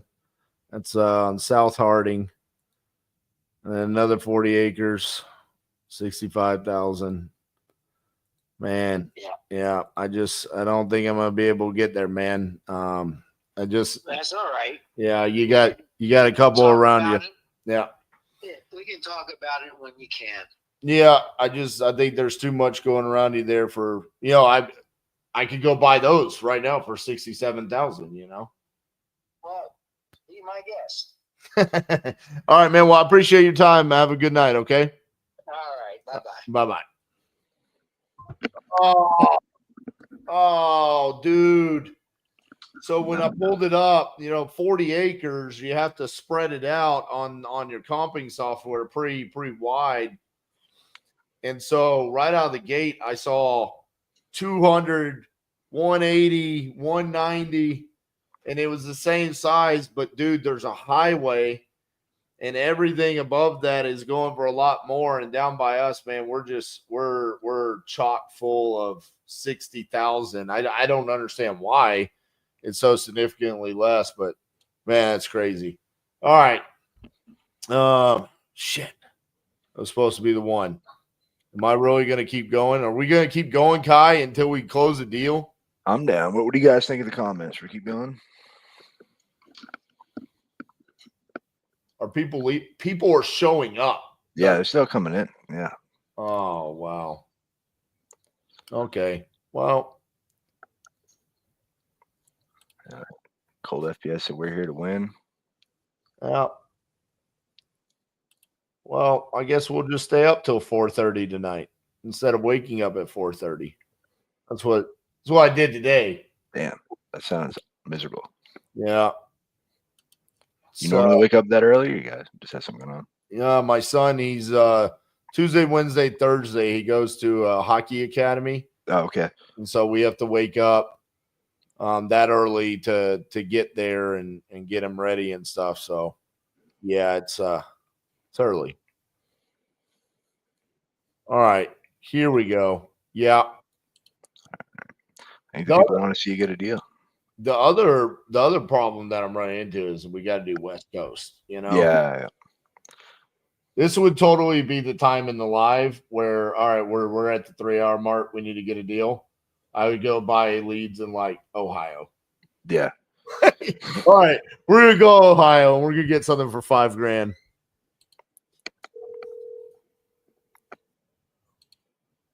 I'm good. Hi, is this the? Well, I was looking for a Robert Keller, but you definitely don't sound like Robert. Yes, I was calling about y'all's property there in Paradise. Looked like you talked to Sam about needing to sell that property. Is that a property you guys are still looking to sell? We really don't have it on the market, but we would be open to selling it. But like I said, it's not on the market right now. Okay. How much would you want for it? The very bottom line is 80. Okay. Can you do me a favor? Because the way that they entered this in, I just have Mole Road. I don't actually have the. There's no address because there's never been a house on it. It's property only. It's land only. All right. It's land only. There's no structure on it. There is water that comes from the city. And that's it. There's no electrical. The electrical is right there. But it has to be installed. You need to have a building to install it. The fire went through that area, as you probably know. So all the trees are gone, unless there's something that started up, Right. since the fire. There are road coming in and road coming out, but there's no legal easement. So you would have to adjust that. Okay. And if you've ever bought or know of property up in Paradise, water is an issue. But we do have a meter. We've kept that going. So we do have, access to water. Gotcha. Out of curiosity, how did you come up with the price of 80,000? Originally, many years ago, we paid $60 for it, and through the years, of course, we put some improvements on it. No structures, but improvements. And, you know, with the cost of running it and so forth, I mean, just taking care of it through the years, that's the price that we have. And that's actually low. It's low for the amount of I land, think- or No, it's, I would like to get 100,000 for it. But, you know, after the fire, that kind of decreased it a little bit. So I really have second thoughts about it. At times when we don't need it, we're never going to build on it. So I was thinking we'd just sell it. If not, it just goes to our children. So, you know, it's just, that's why I'm telling you about it. Gotcha. Because it's not an easy property. well, it sounds like, I mean, it's 2.5 acres. It's about square. Moe Road is actually part of the property, but it is designated a road that goes in the front of it. We did at one time gain grant access, legal access easement on that road to the neighbor that would be across the street. Their house, of course, burnt down. And you would have to gain easement further down Mole Road from, you know, the other landowners. Or going the other way on, I think it's Mattel. Either way. gotcha.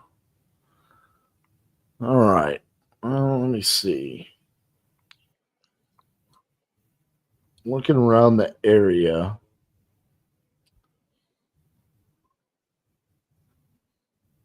Trying to see if I can find a nut.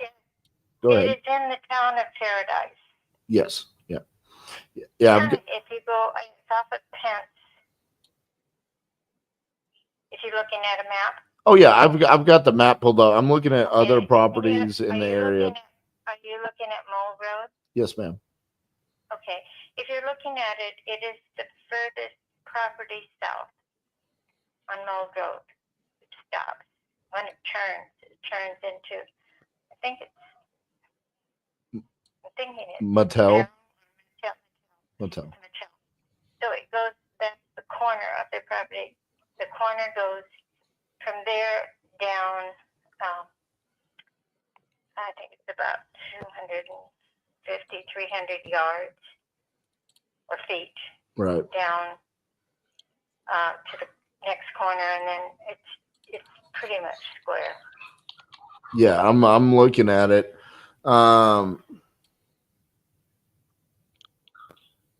What I really don't have, and what I'm trying to find, is another 2.5 acre lot that's sold, so then I can see what that sold for. There's not many 2.5 acres. Yeah. Yeah, no, there isn't. And, you know, I don't know, after the fire, you know, of course, everything was sold very cheap. Right. People wanted out. So, you know, it at one time, you know, 100,000 was, or more than that.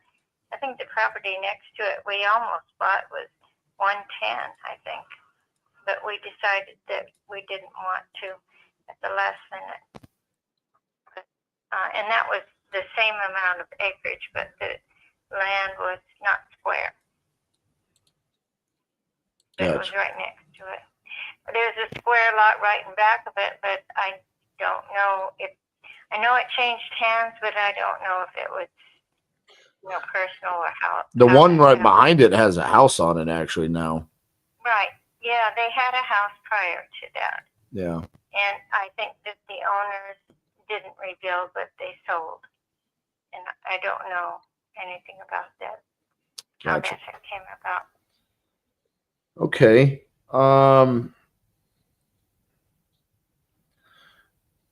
So the way that it works with us is, you know, we're cash. There's no commissions. There's no realtors involved. We cover the closing costs and stuff like that. The 80,000. You said that number, you're not willing to budge off of that at all, right? No, not really. No, I don't want to, we'll just eventually it's going to be, worth more. We'll just hang on to it. It's just, it'll go to our kids and they'll sort it out. Even if it was really close to it. No, I really, as I said, I wanted 100,000, but I'm willing 80,000. It just sounds right to me. I don't know. That's just me. Okay. All right. Well, let me see if I can make 80,000 work. Give me 2 seconds. Let me look this up on a different site, and let me see if I can find some other information. Give me about 2 minutes, okay? So the house, the lot neck behind it, in 2020, it's 2.5 acres, sold for 80. In 2020, there's houses that are worth 500,000, 600,000, 700,000 all around there. I'm thinking that this has to be. She said the fires came through there, so this has to be an area where everything is going to have to be rebuilt, right? But I don't have any comps on like 2.5 acres. That's the one thing that I can go off of is that the exact same lot right behind her sold for 80,000 5 years ago. Surely in 5 years it's worth more now, right? Right. That's wild. That's 2025 years ago. But yeah, 100%. I mean, I just don't have anything else to base it off of. So I just feel like,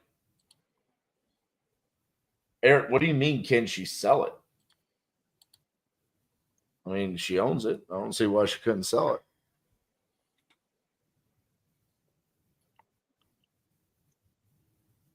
Prices were high. I don't know why prices haven't gone down on vacant land in areas like significantly. I mean, if anything, it's only gone up in 5 years. I mean, all my properties have gone up in 5 years. I can tell you that.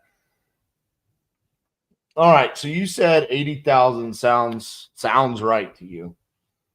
I was really hoping that, what I always tell my team is that when we explain the value that we bring, normally that gets you guys to come down a little bit. You didn't fall for that at all when I said, no realtor commissions or anything like that. You didn't budge. Well, it's not that. It's just that's the price that I want, and whether I don't know if it's right or wrong.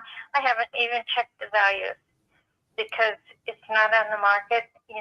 Eventually it probably will be. We're just kind of hanging out and waiting until the property values start going up again, and we'll probably try, selling it at that time, or it'll just go to our kids, and they'll let them deal with it. Because I mean, what I was thinking was 75,000. I mean, that's what I'm saying, but I don't want to not do the deal over $5,000. Yeah, I don't know. It's like I said, I don't even know what the value is now. Like I said, with the fire, and there is the issue that the easement would have to be gotten. And I'm not putting any money into doing that.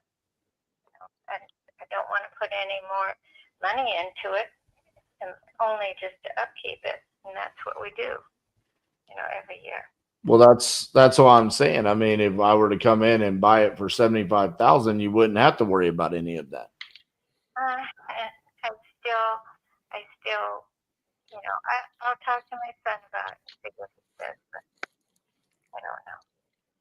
Would you have to talk to your son if I said 80? Yes, I would talk to him about it. Yes. Gotcha. I would. So no matter what, that's what you're going to do. You're going to talk to him about it. Well, I mean, I'm interested in it. I mean, at the 75,000, I mean, that number feels like the going rate for the price per acre around there based off of some of the other half acre tracts and stuff like that. And I appreciate that. I mean, I know you're in business to be in business to make money. You're not in business to give away stuff. So it's just the way it is. Maybe in a few years, it'll be different. I mean, a few years, you would want to wait. You would want to hold on to it and deal with the headache over a couple of grand over the next 5 years. You would want to do that? I don't know. It's just I'd have to talk to my son about it Okay. and get his feedback on it. I trust him. Gotcha. Okay. Well, yeah. Why don't you do that? You have my cell phone number. You can definitely reach out to me after you talk to him and let me know what you guys decide there. Okay. Okay. And your name? My name is RJ Bates. Okay. All righty. Thank you so much. Have a great night. You're welcome. Thank Bye-bye. you. Bye. I swear there is nothing more than I hate than talking to sellers in California. It's just, I don't understand that thought process right there. Yeah. I don't know. She literally is pouring her heart out where she's like, I don't want to have to do the easement and I don't want to have to keep dumping money into it. And I'm like, you own this free and clear. You could just take 75,000. I even basically said, I'll give you the 80. And she's like, well, I'd have to talk to my son. And I'm like, is he the one dumping money into this? What is happening? Yeah. Oh my God. All right. I think I'm done. 4:30. I was struggling on that one. I'm struggling. Yeah. Nah, I hear you, man. Well, I appreciate you powering through. Appreciate you coming on. I know everybody got a bunch of value. I got a bunch of value. We'll definitely have to have you back. We got to get you on. I think, funny enough, pull that comment up right there. She fell into the unmotivated seller right price. She did. That is like one of the craziest things right there. I always say that's the least common bucket, right? Right price, but not motivated. You would think, though, on the surface, all the motivation should exist. The fire, the lack of an easement, owned it for a long time, right? She just wants to be done. Man, that was a great call there. I don't know how to say your name. Kai, take a swing at it. What is Coochie it? Bacon. Coochie Bacon. That's what we're gonna go with. Pretty sure our video just got deleted from YouTube. Right, man.